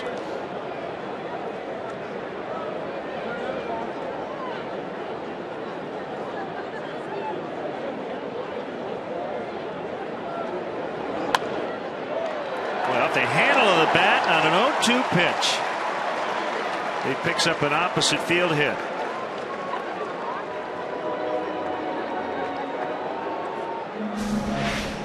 And it's kind of funky. Westbrook's trying to go down and away, and the ball sails up and in on Villanueva. He was in hack mode. It's up on top of that one.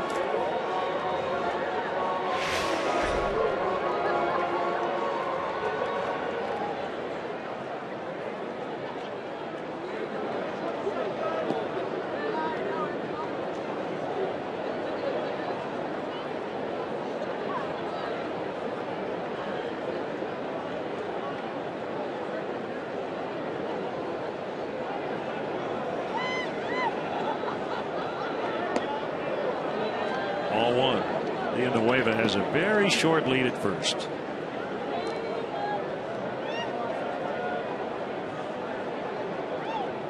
The final in Pittsburgh. King Felix with his 5th win. Now 4-0 over his last 5 starts. ERA down to 1.5. 2-1. Mariners over the Pirates.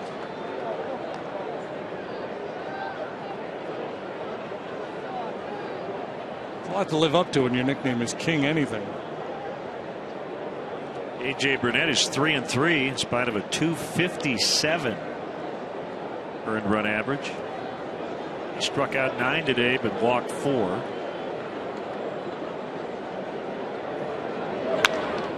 Through the legs of Westbrook and into center. Another threat for the Cubs. 2 on, nobody out. Chance to play add-on here. Get a little separation. Great swing of the bat by DeJesus. He goes up the middle, right through the 5-hole.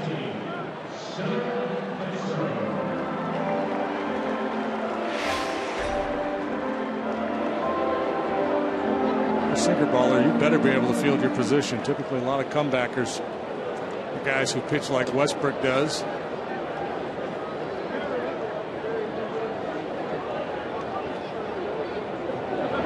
Castro back to Westbrook. 1-4-3.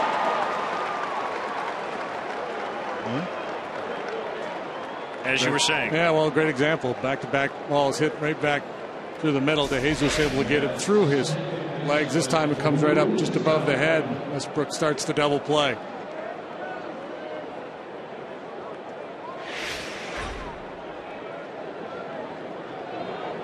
Villanueva's at third, chatting with David Bell, but there are 2 outs.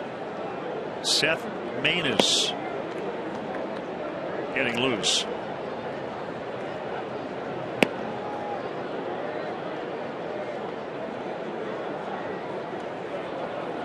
An opportunity for Valbuena to be a hero here and get something out of this inning that was so promising.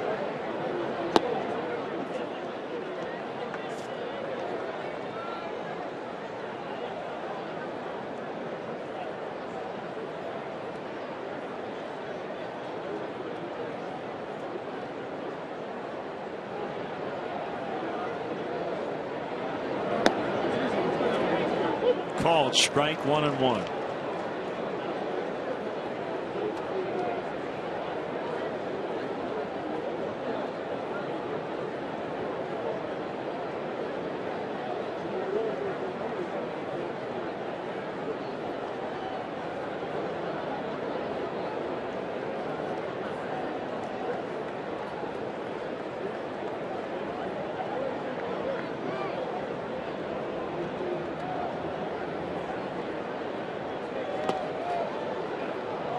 Dirt and blocked by Molina. We're talking about Westbrook and the velocity on his sinker. You go back to early on in his career, it's been pretty consistent. In fact, according to Fangraphs, his fastball has been 90 or 91 miles an hour his entire career. This year it's at 89.8, but splitting hairs at this point. So he has not lost anything off that fastball. In fact, he's throwing it even more often this season. About 2 out of every 3 pitches. Pulled foul. Mets are in next weekend, Friday, May 17th, 1:20 game here at Wrigley Field. And if you're one of the first 10,000 adults 21 years of age and older, you're going to take home a pitcher, and mug set, compliments of Budweiser. For more information or to purchase tickets, Cubs.com.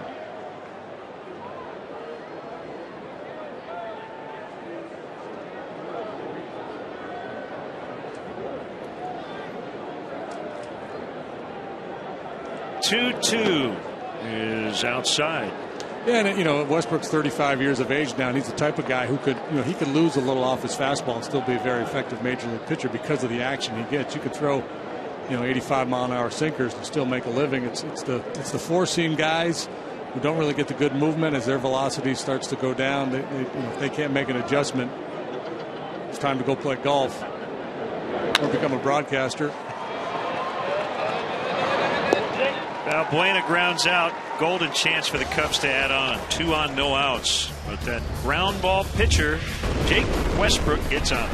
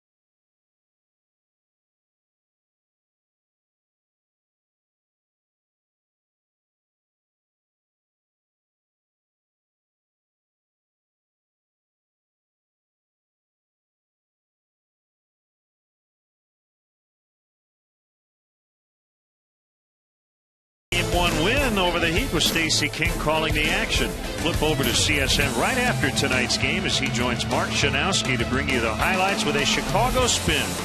Kia Bulls post-game live with Stacey King tonight and after every Bulls playoff game on Comcast Sportsnet.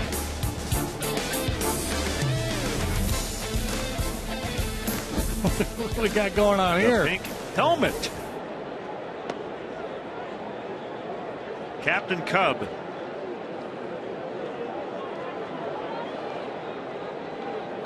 Cubs leading by a run. Speaking of Captain Cup, I'm going to give a shout out to Lauren Beckler. She's serving over in Kandahar in Afghanistan. First lieutenant, assistant to the brigade commander. Got a nice note from her mom. You remember a while back when we were talking about Sandlot Slugger? Yes. In Atlanta? They sent us a game. It's downstairs. It's somewhere. There's the Sandlot Slugger game. Oh, right. Lauren's a big Cub fan. Usually is able to make a trip to Wrigley every summer, but this year she's over in Afghanistan. She's a 2010 graduate of the military academy at West Point. So we wish her good health, Godspeed, return safely, and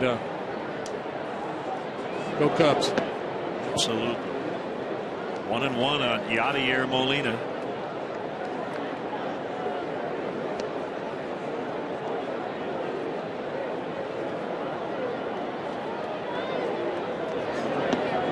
It's low. Sean Camp getting ready. Stressful inning in the fifth. 4 base hits. Villanueva's only had 1-2-3 inning this afternoon.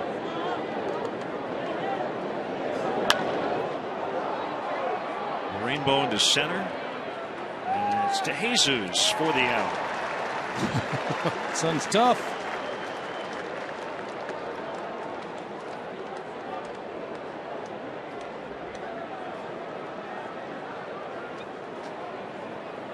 Send out happy birthday wishes to our good friend Mel Gunn. Happy 65th. Former Robert Morris College basketball teammates Ken Sands, Bill Wickline, Hop Eldridge. Saying happy birthday, Melvin.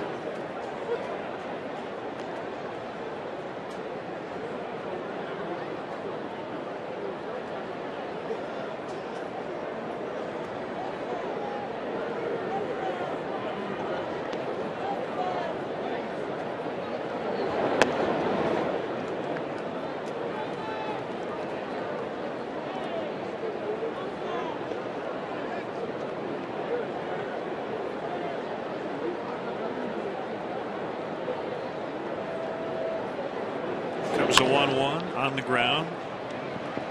The shortstop Castro.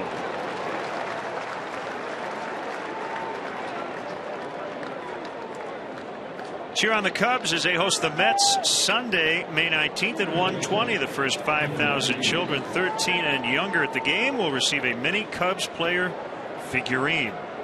Compliments of Pepsi. Then after the game, the first 1,000 children 13 and younger can run the bases. For more information or to purchase tickets, visit Cubs.com. I call him Mini Cub.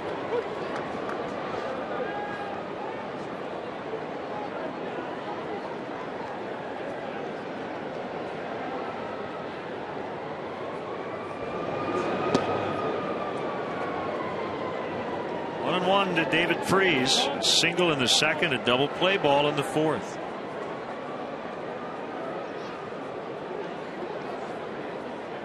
Single little slow roller to third base. Really been scuffling lately. Another chance for DeJesus. Inning over. Bottom six coming up. The Cubs with a 1-run lead.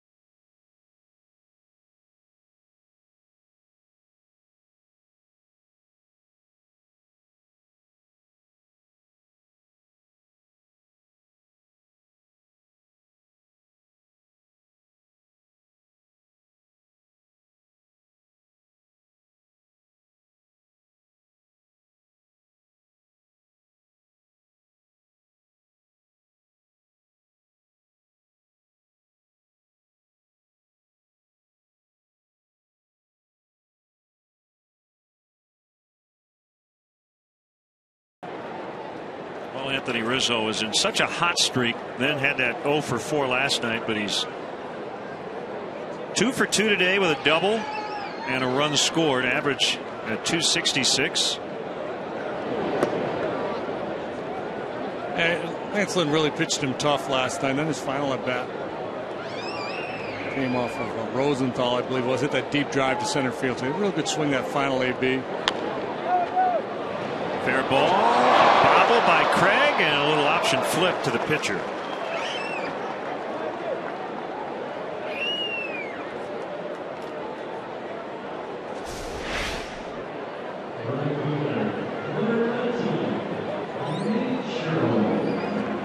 The prettiest play, but they get it done.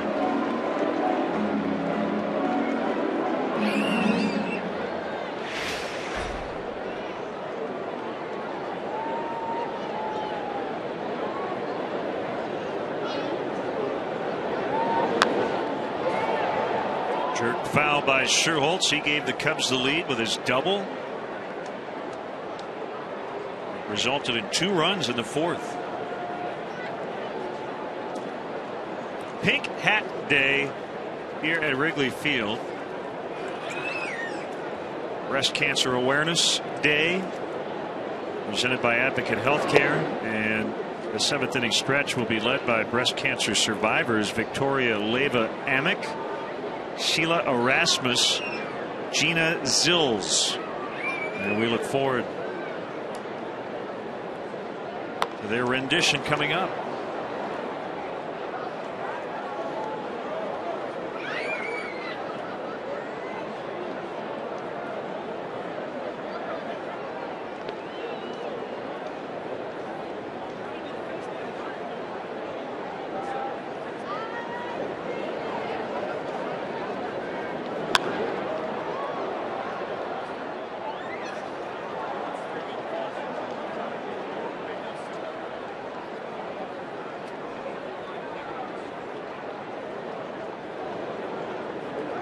The numbers, you figured it would be the left-handed bats that would get it done today, if anybody, against Westbrook, and that has been the case.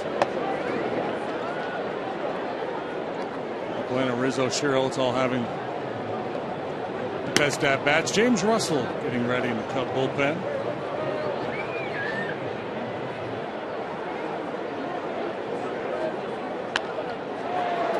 Base hit in the right. Sherholtz with a second knock.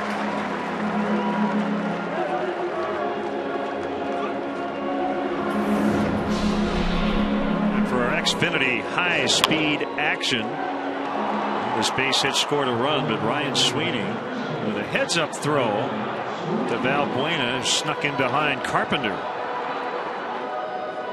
Carpenter protesting the call there at second base. He thought the hand got in before the tag was applied. Holbrook had the call. Looked like they got it right.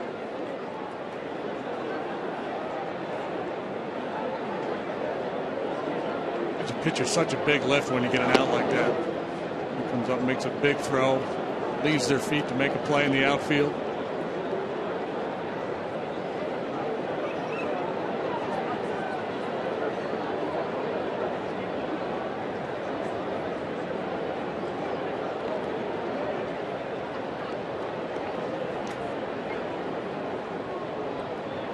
All the ground balls that Westbrook gets, to contemplate a little hit and run here. Stay out of the double play.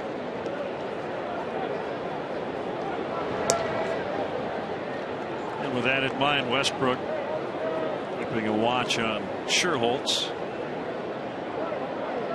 He's hit the ball on the ground twice already this afternoon.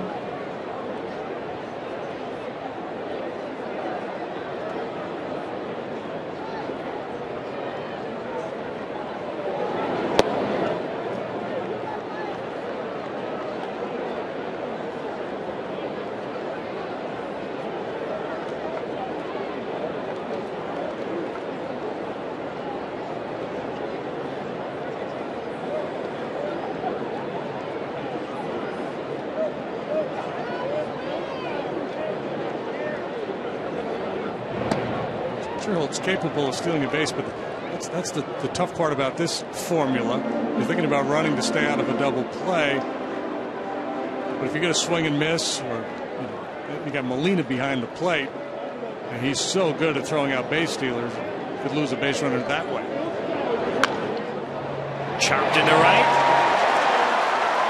Sweeney has his first hit as a Cub, and it'll send Scherholtz all the way to third.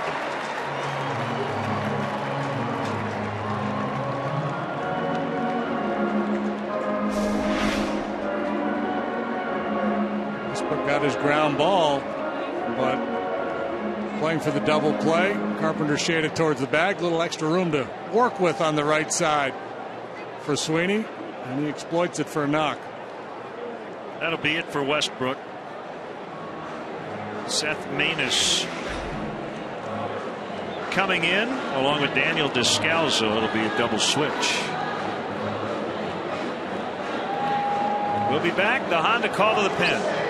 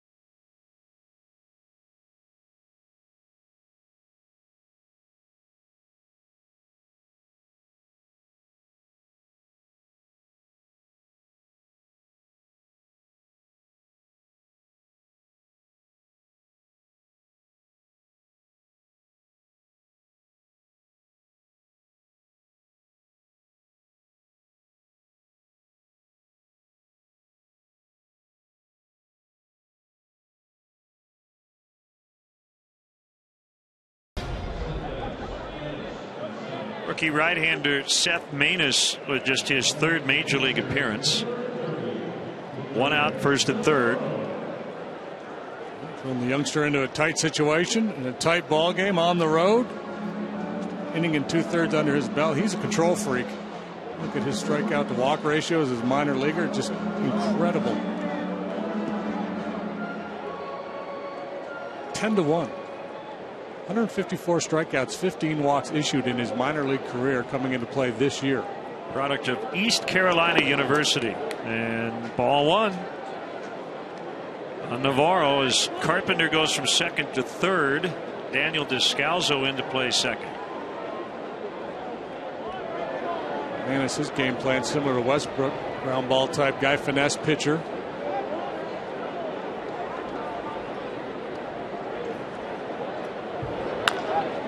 Chopper to second. They will get the double play to end the inning. 4-6-3. And the Cubs do not score. So they'll head to the seventh leading 4-3.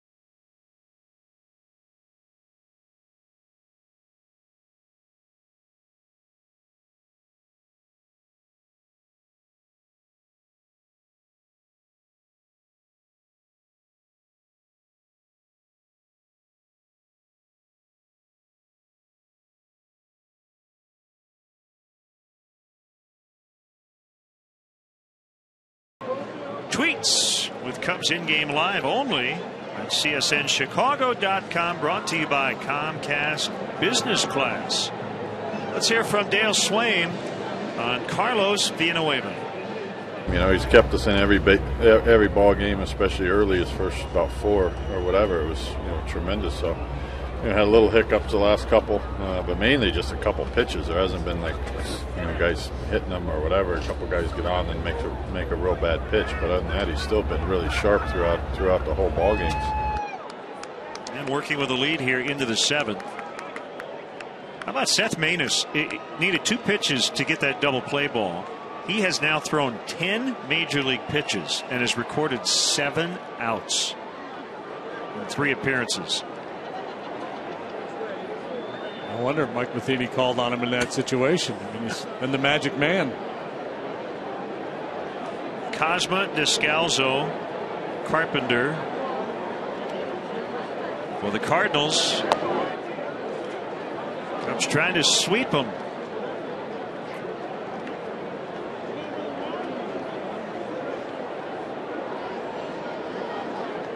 Finish a homestand on a 3-game winning streak after losing 4 straight.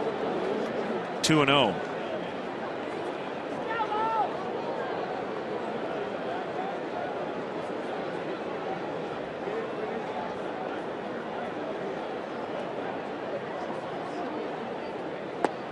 Uh-oh.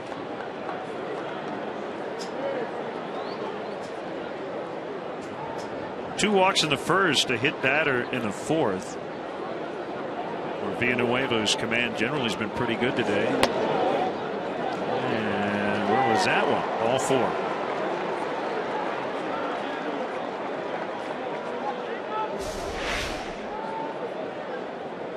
Maybe a wee bit high.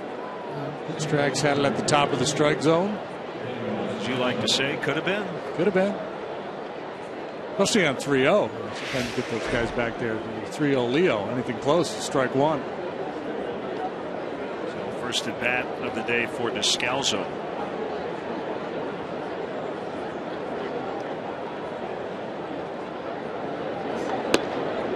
And that's a strike. At this stage of the ball game, a 4-pitch walk to a guy down in the 8 hole, not a dangerous hitter. That's a bit of a red flag. And I think had Villanueva not been pitching so well throughout the season, Dale may have made the move to the bullpen already. But because he has been so reliable, he's going to stay with him here, at least in the short term.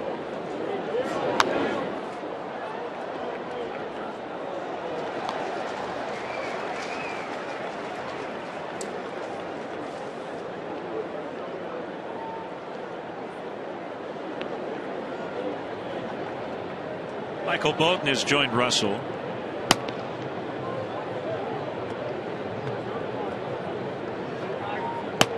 Russell's your guy until you get to Holiday, and then Bolt probably gets the call if Villanueva's in trouble. Villanueva's been really good against left-handed hitters this year.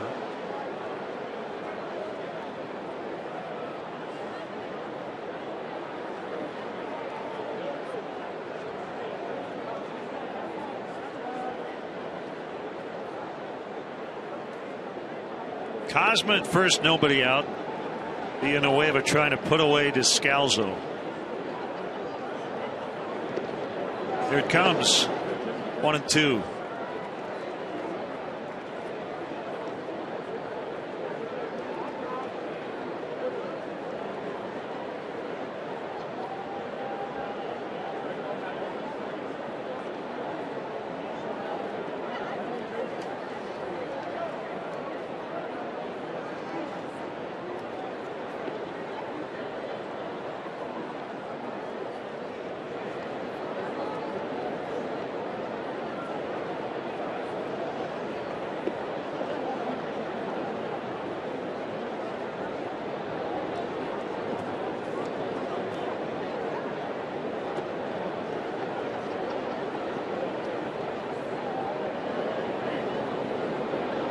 Finally a 1-2 outside.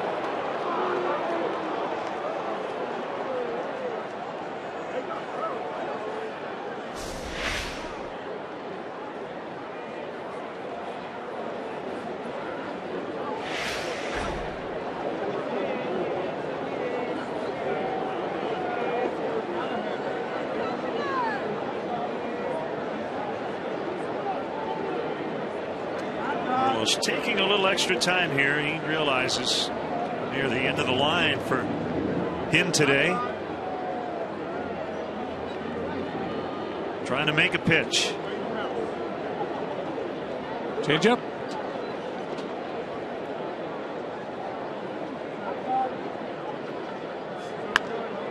Bunch of foul.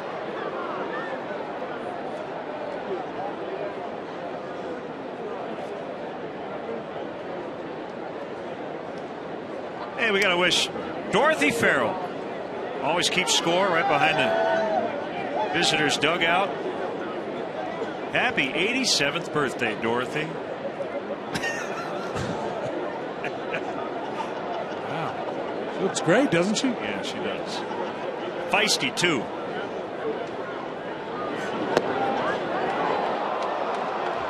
Three and two.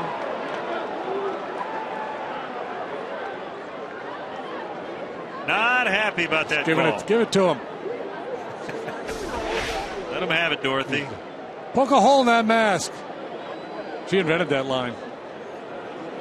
Came up with that back in the 40s. She used to yell at Jocko Conlon. Runner goes on the 3-2, swing and a miss. Here's a throw. Out. A strike him out. Throw him out. Double play. Only the second strikeout of the day for Villanueva. It comes at a most opportune time. The third double play. This time the strike him out, throw him out double play. Good throw there by Navarro as well. Dorothy's happy. And that'll be it for the starter. Dale wants James Russell to face Carpenter. So it's up to the bullpen the rest of the way. Nice job, Carlos Villanueva. Honda called to the pen. 4-3 Cubs in the seventh.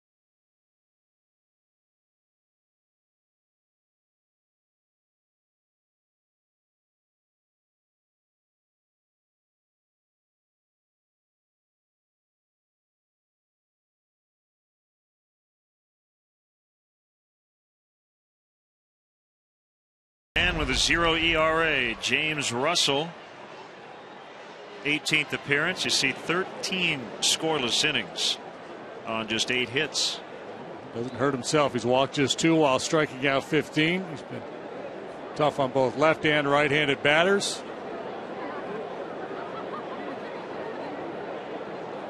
Facing Matt Carpenter, who has walked, flied to the warning track in left, and singled. 2 outs, nobody on. Slider strike. Well, that is the bread and butter, get me over first pitch strike for James Russell against a lefty.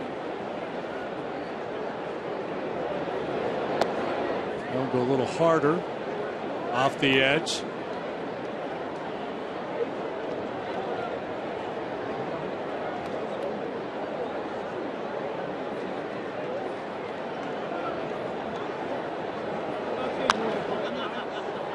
Foul.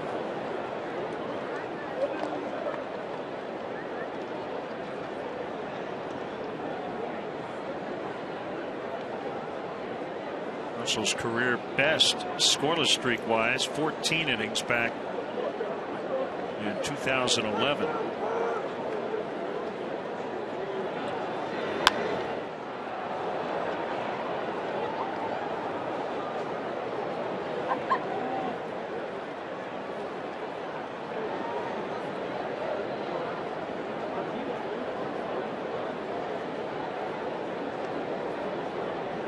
Game all about command.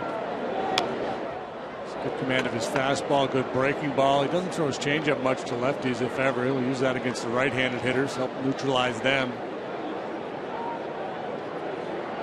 Typically gets the jump on the hitter.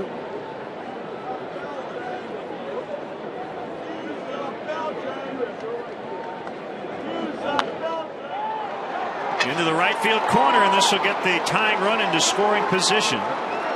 As Carpenter has a double and now a triple. Just a little misplay out there by Nate Scherholz in right field, picking that ball up. Carpenter saw it and took advantage. And it'll be a double and an error.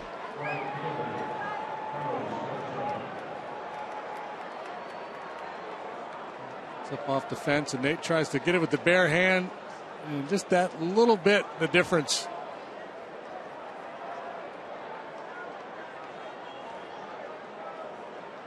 Not as big a deal with 2 outs, but again, you got to guard against a wild one or a passed ball. And it's Beltran who will bat right-handed. He's 2 for 3 with an RBI. Another tight one here at Wrigley. Cubs won by a run, 2-1 last night.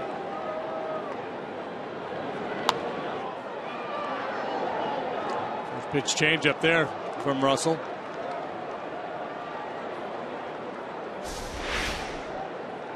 82 miles an hour. I mean, it is right there.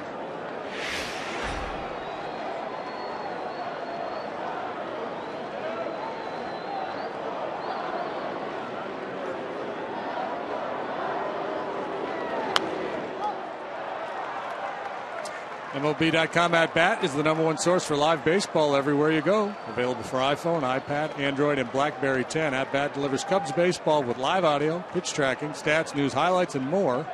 Text at bat to 31826 or visit Cubs.com for details. Beltran a little better, more power from the right side than the left side in his career.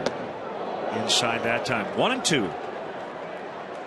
Same on base percentage, both ways .360, slugging over .500. Right-handed, 101 career homers from the right side. That's where Navarro wanted it, down 2-2. A lot of switch hitters who were significantly better one side than the other. Most better from the left side. Beltran, one of those guys who's really good. I think most people tell you they like his swing better from the left side, but he's put up great numbers. Either way.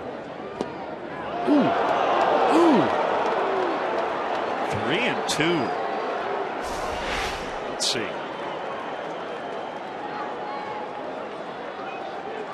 Biggest issue there is that Navarro had to kind of reach for it. Borderline low, and Andy Fletcher has not been calling that pitch all afternoon.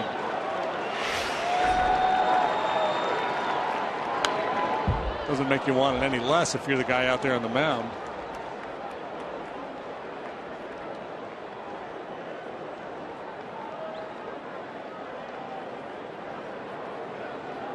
Holiday on deck. Bowden is ready.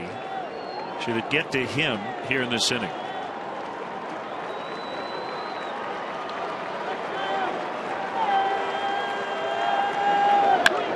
And it will. The Cardinals have tied it. Back-to-back 2-out hits. That's why they've been so good this year.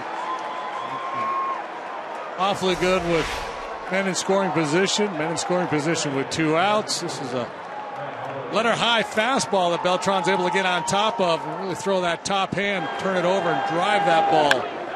It's a lazy fly ball for a lot of hitters. So the scoreless string is over for Russell. Villanueva will get a no decision. And here's Holiday. Swing and a miss on a change. Each team with 9 hits and 4 runs.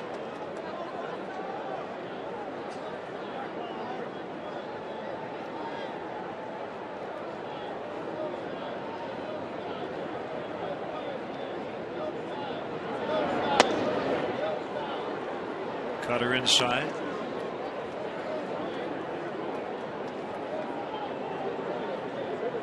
Well, 2 bullpens that have struggled for the most part this year. Cubs' best reliever so far is on the mound right now. But the Cardinals have had their issues too. 2-1. Fun game.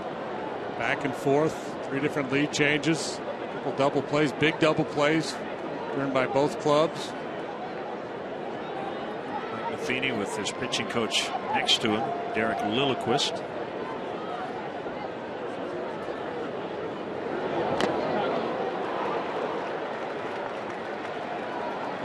One of the better base stealers of this generation. High success rate. He's had some injury problems in recent years that have slowed him down, including a broken toe earlier this year. He went into this season with the best stolen base percentage of all time, 87%. Swing and a miss to end the inning. Stretch time. Today's guest conductors for Take Me Out to the Ball Game: breast cancer survivors Vicky Leva-Amick, Sheila Erasmus, and Gina Ziltz. All right, Cubs fans, let me hear ya. A 1, a 2, a 3. Take me out to the ball game. Take me out to the ground. Buy me some peanuts and Cracker Jacks. I don't care if I ever get back for its root. Root for the Cubbies. If they don't win, it's a shame. For it's 1, 2, 3 strikes, you're out at the old ball game. Let's get some runs.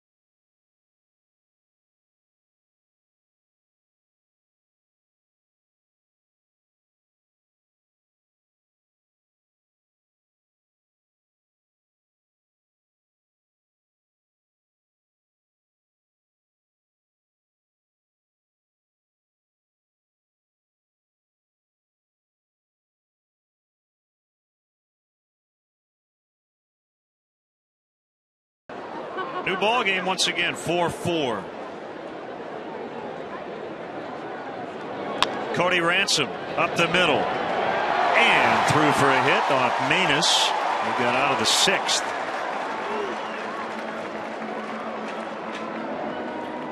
At least the Cubs don't have to change their approach from Westbrook to Manus. Very similar style pitcher with all those sinkers. Let's get our AT&T tweet of the game. From Woodsy's garage. Studying for my neuroscience med school final. It's definitely better with the Cubs game on TV. I think everything's better with the Cubs game on than TV. That guy can multitask. Bunted foul by pinch hitter Julio Bourbon.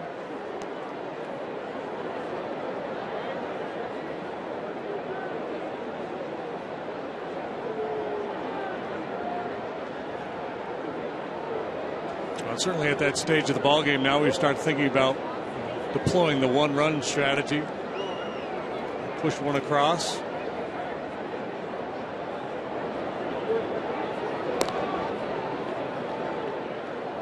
Great job with the stretch. Victoria, Sheila, and Gina all did a great job. Breast Cancer Awareness Day here at Wrigley Field. Bunted by Bourbon, who wants it. And the throw gets away. Carpenter, and what do we have? They're going to call it out. They're going to call Bourbon for interference. So he is out. And Ransom, well, this is big because Ransom's got to go back to first.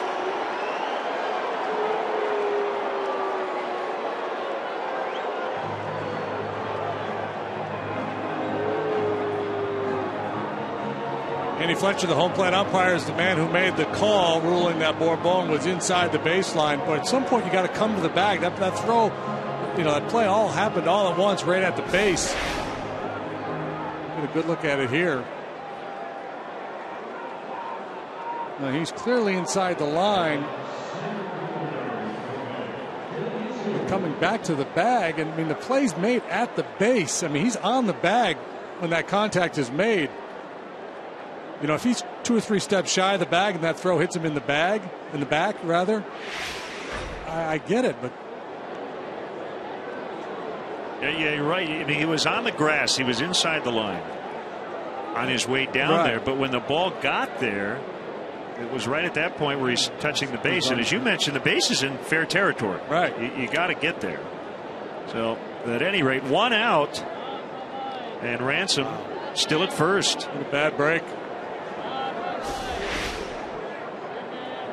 You see Bourbon there. Clearly he's inside the line. You're supposed to be running in that lane. And then the throw right over his shoulder.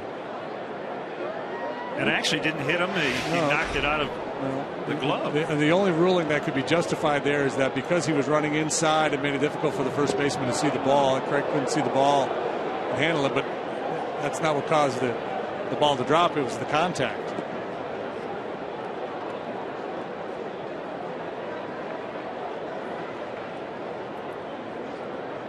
Letter of the law, that might be the right call. Spirit of the law, I'm not so sure.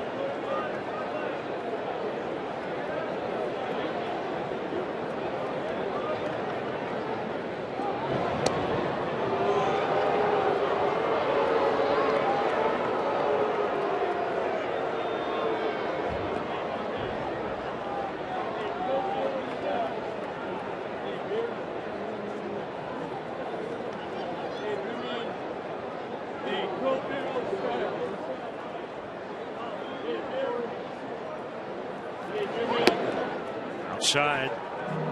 Ball 1 on to Jesus.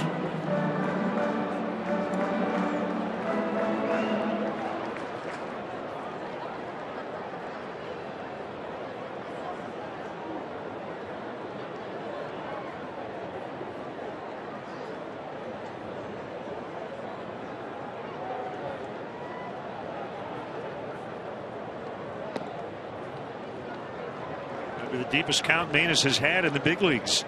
2-0.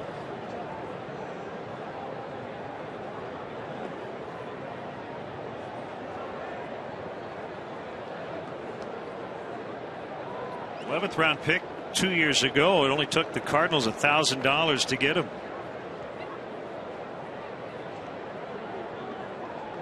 A couple of years later, he's in the bigs. That's amazing. They got a lot of big arms, big hard throwing young guys both in their rotation and in their bullpen. And it's not one of those. He's a strike throwing machine. Was a minor league pitcher of the year last season.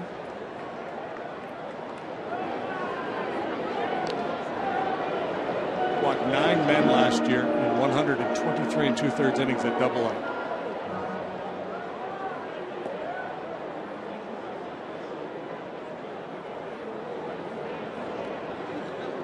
I think A.J. Burnett walked 9 in his no-hitter a few years back.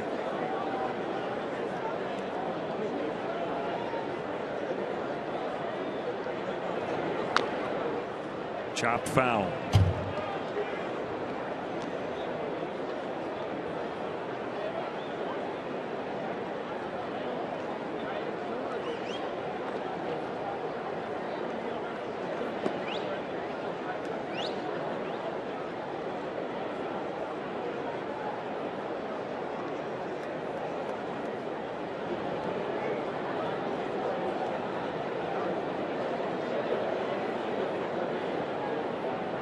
Venus now set, and there's a bouncer to third. They will get two. How about Seth Venus? Double play machine. And just like that, the Cubs are done in the seventh. What a promising start. 4-4.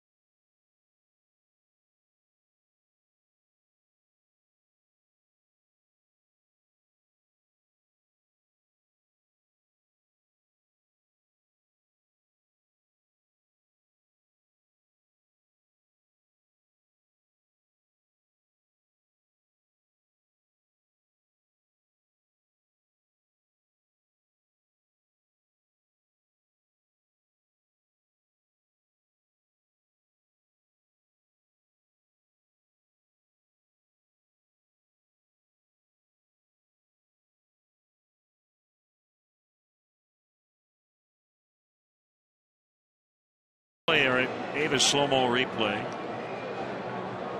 It's a little uncertain initially, and then he picks it up, fires to first base. Bourbon was clearly inside the lane and then drifted back to the base. He's not hit by the ball. It doesn't have to be for this call to be made. Normally, that's what you see when the throw hits the runner. That's when the umpire typically will make that call. Here's the Rule 605K, and running the last half of the distance to first base while the ball is being fielded to first base. He runs outside the 3-foot lane. He was, and he was drifting back.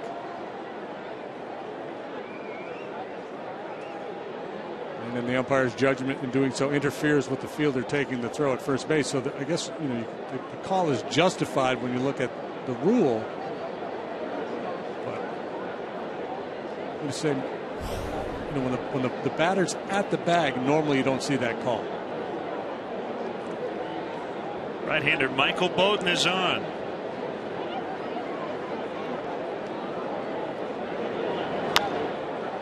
First pitch swinging. Allen Craig pops it up.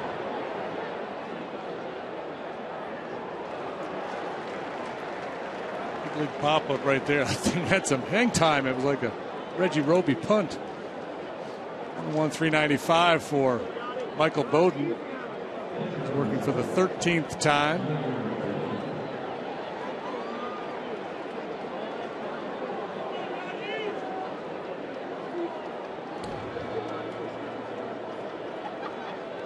Tough sky. Molina 1 for 3, a single and 2 flies to center. Late swing that time. Back to the net.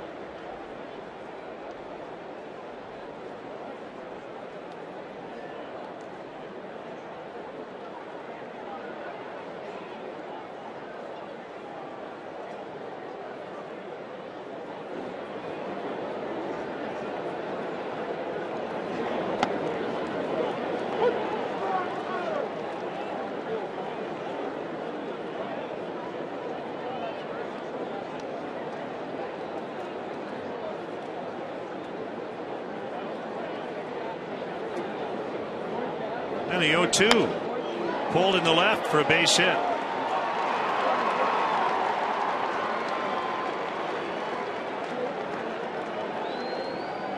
came in at 333, 2 for 4 on the afternoon.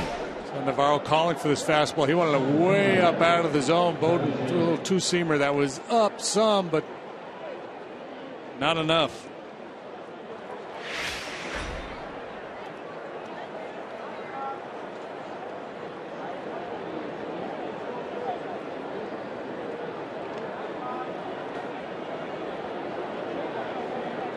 Play has been the theme of the day.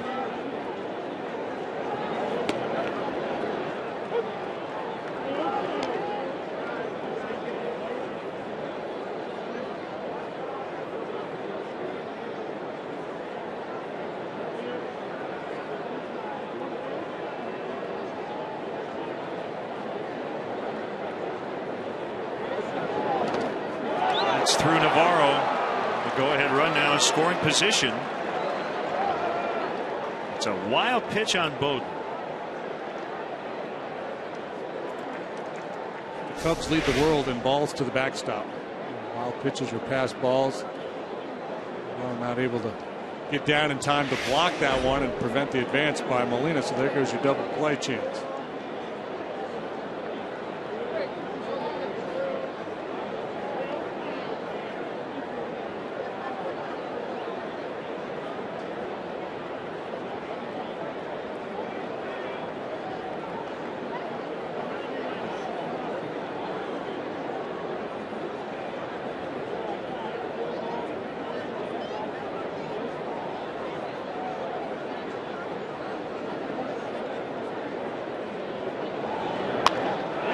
Center to base hit.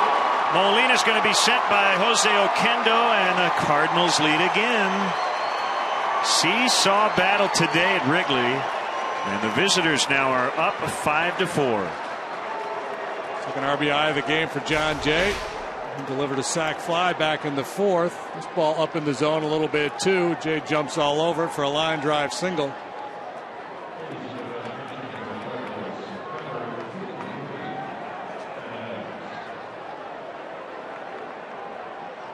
Up, catching too much of the plate.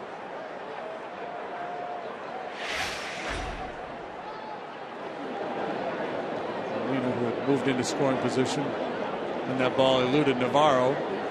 Scores the go-ahead run. Pinch hitter Matt Adams.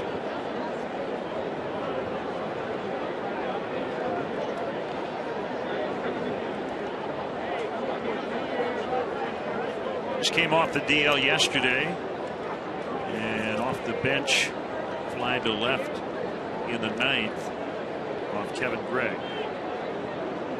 Adams hitting for Manus, could get the win.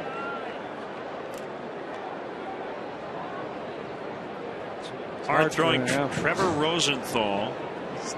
Throwing is the operative word with a number of these guys. Touch triple digits.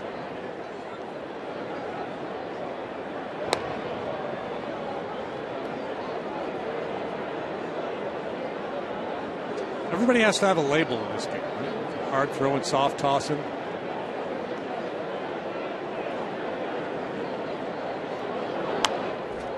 Big swing and a foul. It's Jonathan Broxton. It's always big. Jonathan Broxton warming up with the bullpen is rather self-evident, but you got to point that out. He's a large man.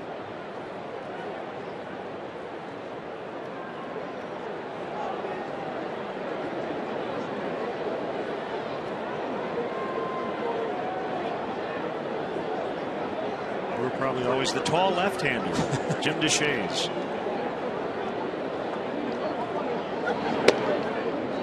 When you were good, you were crafty. When you were bad, you were just a junk balling. Get that guy out of here, left-hander.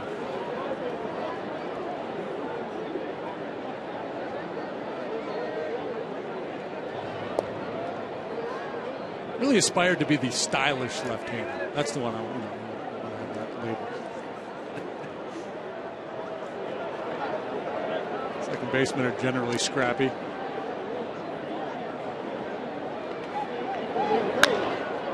Bounce to Rizzo. Castro, and then Bowden covering, so they will get the double play. It's a third one the Cubs have turned. Actually, a lot of double plays in this game in general, 6 in all.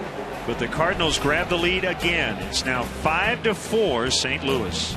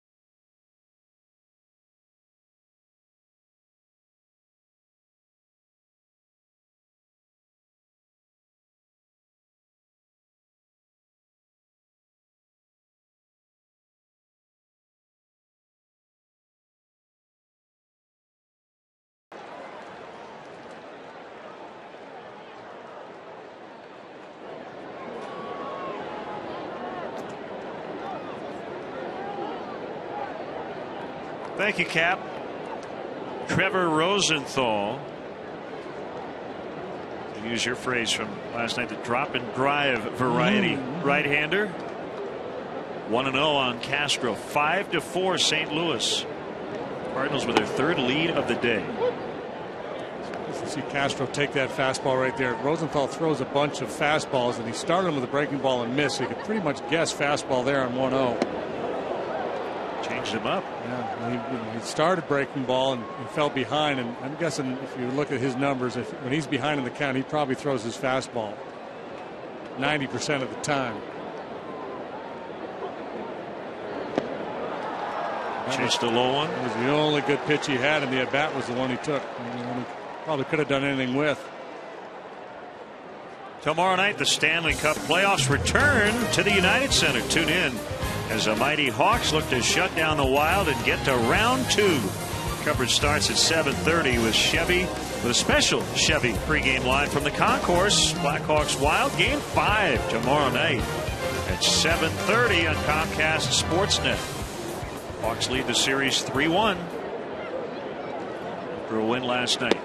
Valbuena, ball 1. Here's a man that could turn on a fastball.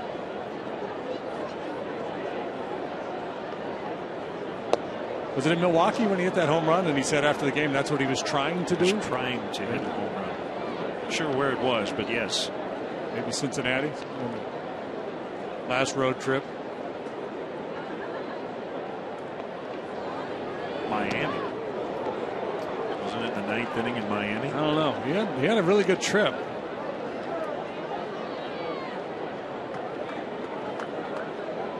Three balls, no strikes.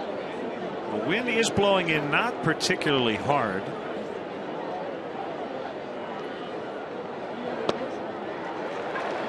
And he takes ball 4. He's on now for the 3rd time.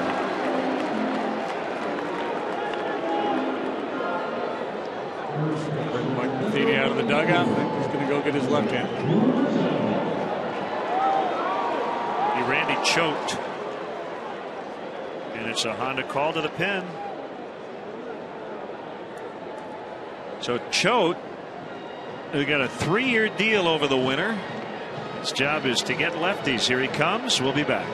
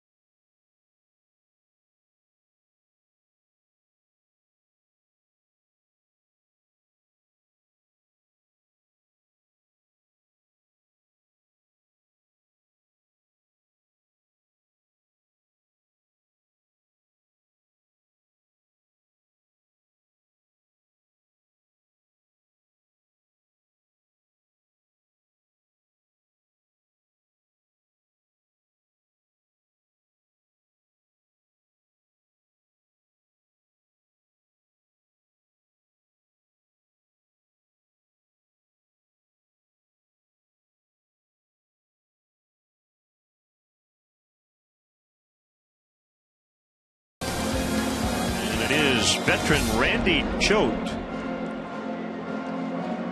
Lefty specialist. He's one of those loogies. Lefty only one out guy. String of lefties due up here for the Cubs, so Choate gets the call. He's only faced 11 left-handed batters, 2 for 8.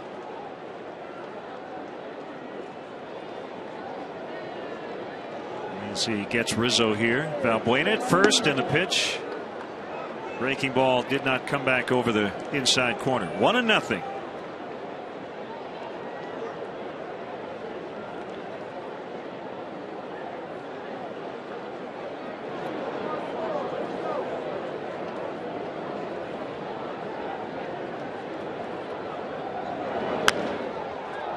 In his career, he's held lefties to a .201 batting average, and an on base under 300, and a slugging percentage of .284. 37 years of age. Fastball slider. Pitched 80 times last year, but only threw 38 innings. Rizzo with a base hit. They're playing no doubles out there. That's a long run for Beltran. That'll get Valbuena to third. He's the tying run. 3 hits today for Rizzo.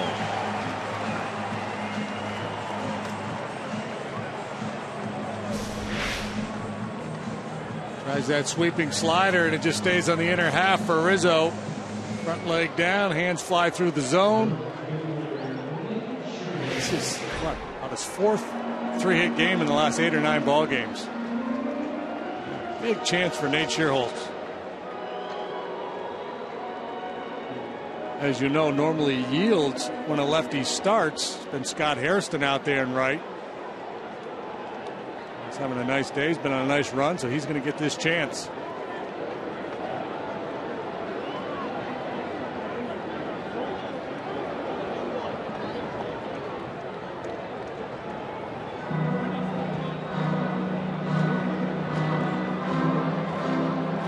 Rizzo had 3 hits 5 days ago against the Reds, had 3 more Monday night. Actually, go back to April 30th. It is his 4th 3-hit game. Outside. 1 ball, no strikes. We're in the 8th. 5-4 St. Louis. Cubs are threatening. Cardinals playing for 2. Ball to the middle of diamond. They'll try to turn 2, and if they don't get it, the tying run will score. Our AT&T UVerse multi-view. And 4-6-3. They turn it again. That has been the story today. The last 3 Cub innings have ended on ground ball double plays.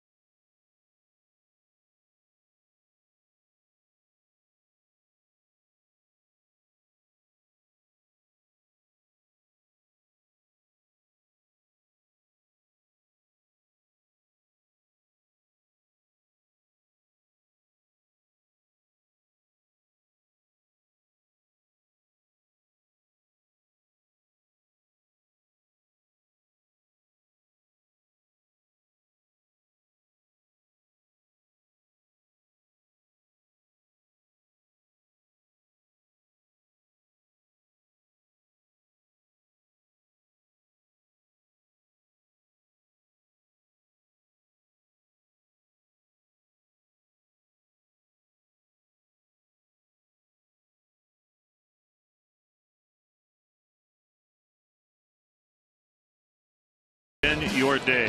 These are all 2 outs on 1 pitch. A 5-4-3. We've got all the varieties. Yeah, we got just about any kind of double play you want. 6-4-3. The 1-4-3.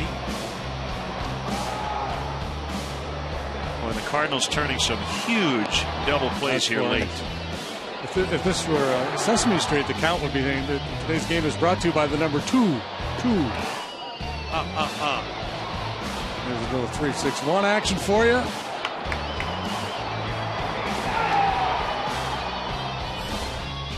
Now Kevin Gregg is on with his team trailing by a run. Pete Kozma looks at a strike.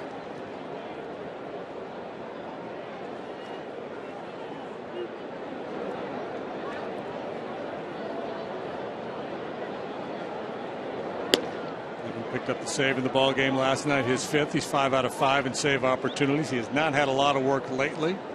Off day comes tomorrow, so even though it's unconventional to use your closer, down a run in the 9th because of the off day coming tomorrow. The fact that he has not been overworked makes perfect sense to get him out there again today.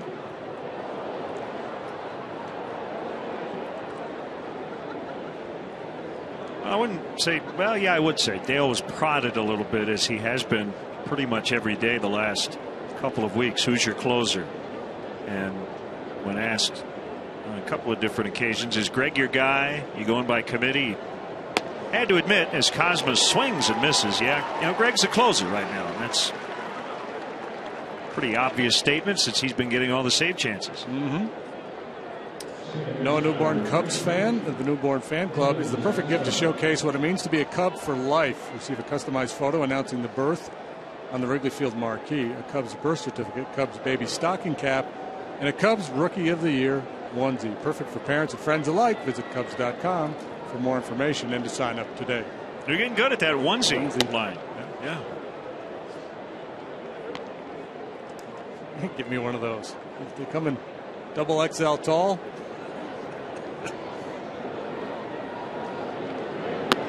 When you get to a certain point in life, it really is about function over fashion. If you only have to put one item of clothing on and it covers everything, I'm good. I'm good with that.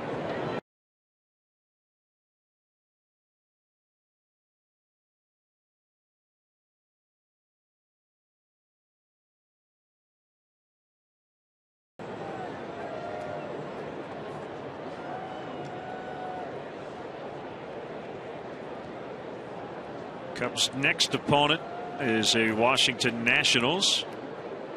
They were washed out last night against Detroit, so they'll have to play tomorrow on the scheduled off day.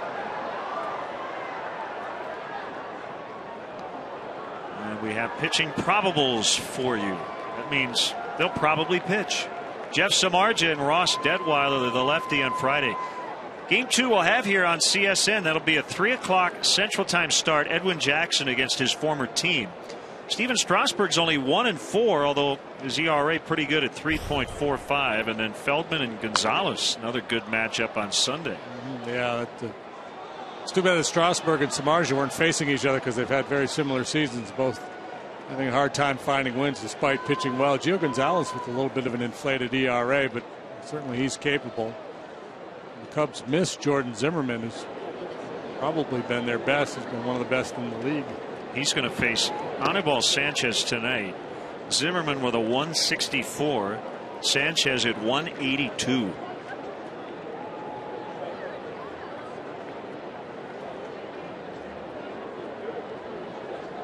We can dial that up on the plane tonight.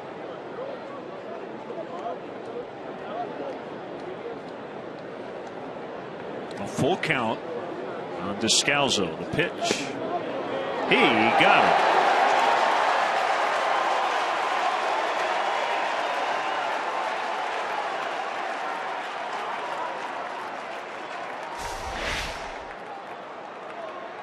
Little come on back two-seam fastball to the inside corner. That's a dandy. Perfect.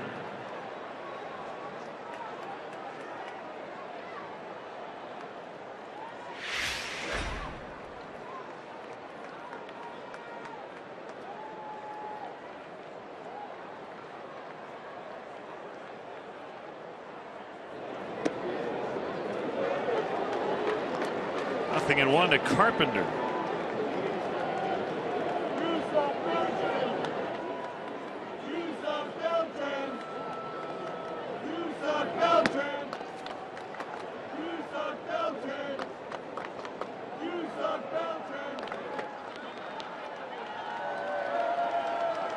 I'm not sure what the fans behind the Cardinal on deck circle were chanting. It was something with Beltran at the end, and he started clapping with them.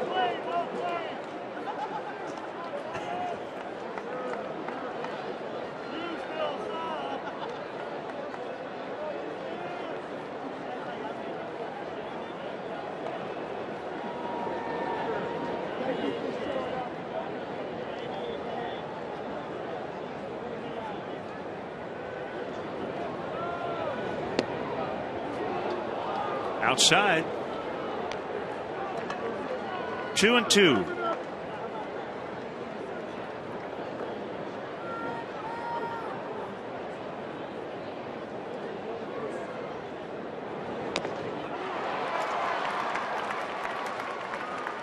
Got a piece.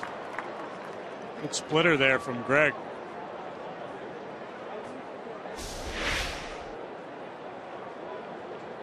Bottom drops out of it just off the end of the bat to stay alive.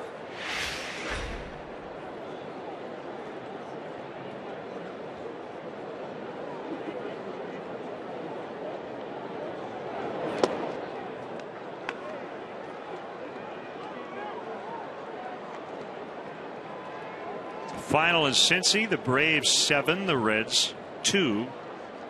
Mike Minor beat Mike Leake.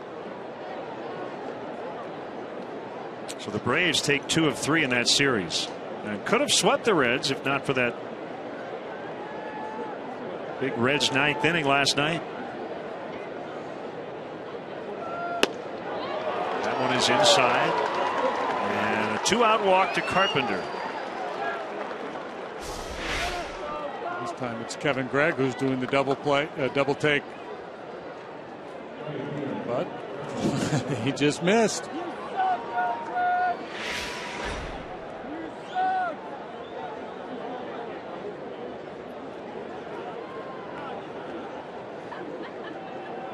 So Atlanta, with its 20th win of the season, 2.5 up on the Nationals, will again play later tonight.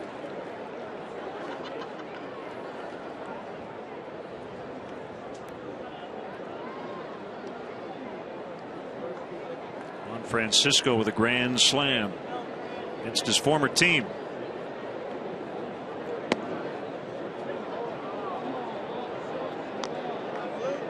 Probably wasn't a wall scraper either. He hits the ball a long ways. Into the bullpen in right. Braves after that fast start have fallen off some.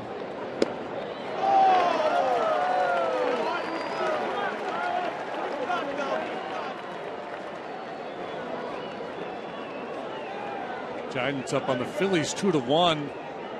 Bottom of the 5th in San Francisco. Hunter Pence been swinging it well lately. He hit his 7th home run. Franzen #1 for the Fightin' Phils.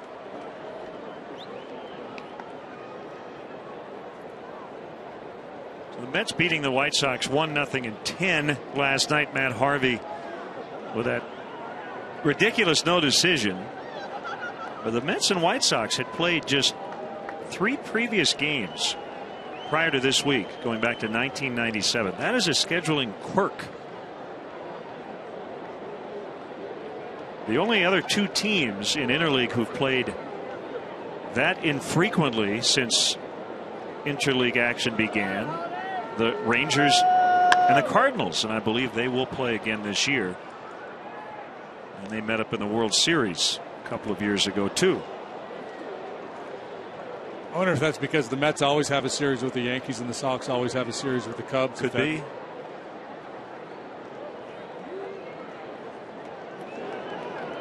Same with the Rangers, Astros in the past, and then the Cardinals and the Royals. Nice piece of hitting by Beltran. Diving catch. Nate Scherholtz. I didn't think he had a prayer, but he was able to pick it. And we'll go to the bottom of the 9th. Still 5-4.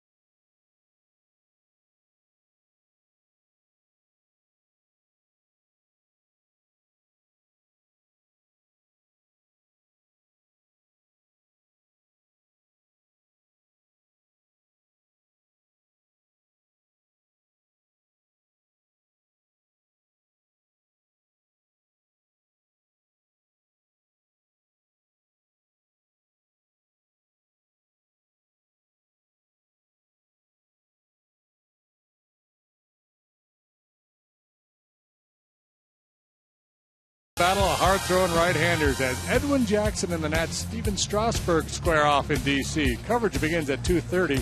The Papa John's pregame live. Don't miss Cubs Nationals Saturday at 2:30 on Comcast Sports Net. Another look at the Nationals. 20-year-old Bryce Harper.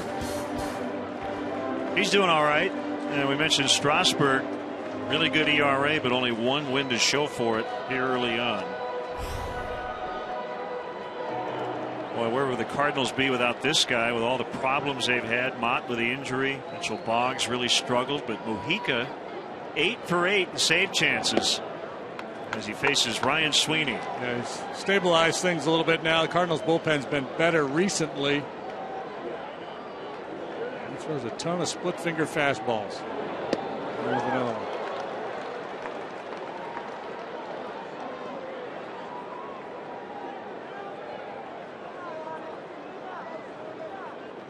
Got him from the Marlins last year. Ground ball, backhanded play by Descalzo for the out. Best season ticket option in the city continues to be the PNC Club of Chicago. Your guests will enjoy an all-inclusive top-shelf bar and gourmet food in this high-end suite Seventh inning stretch celebrities and former Cubs. For information, contact the Premier Sales Team 773-404-4200 or go to Cubs.com/Premier. One out. Navarro swings away, pops up, and Descalzo has that one. Imagine the thinking of the Cub hitters. You might as well swing if you see something early. Mojica's not a guy who walks people. You have to beat him with the bats.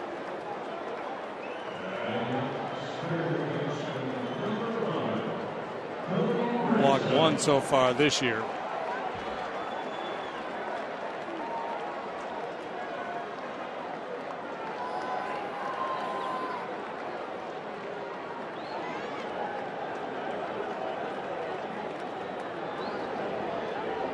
Mika needing just 4 pitches to get the first 2.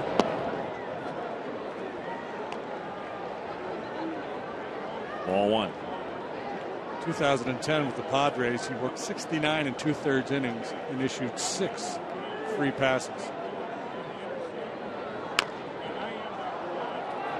It's foul.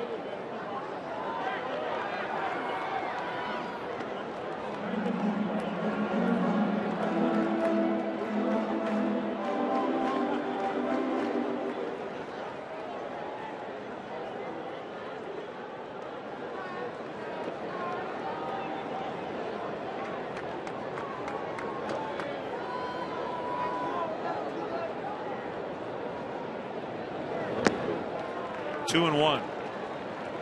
Alfonso Soriano now on deck. And he can only bat if Ransom gets on.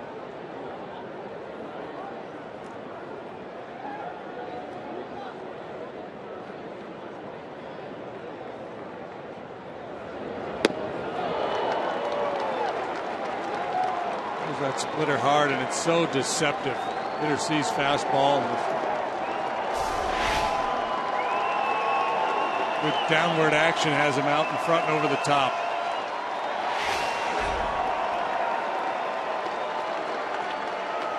A 2-2 count on Ransom. Here it is. Swing and a miss, and the Cardinals grab game 2 and get out of here with a split.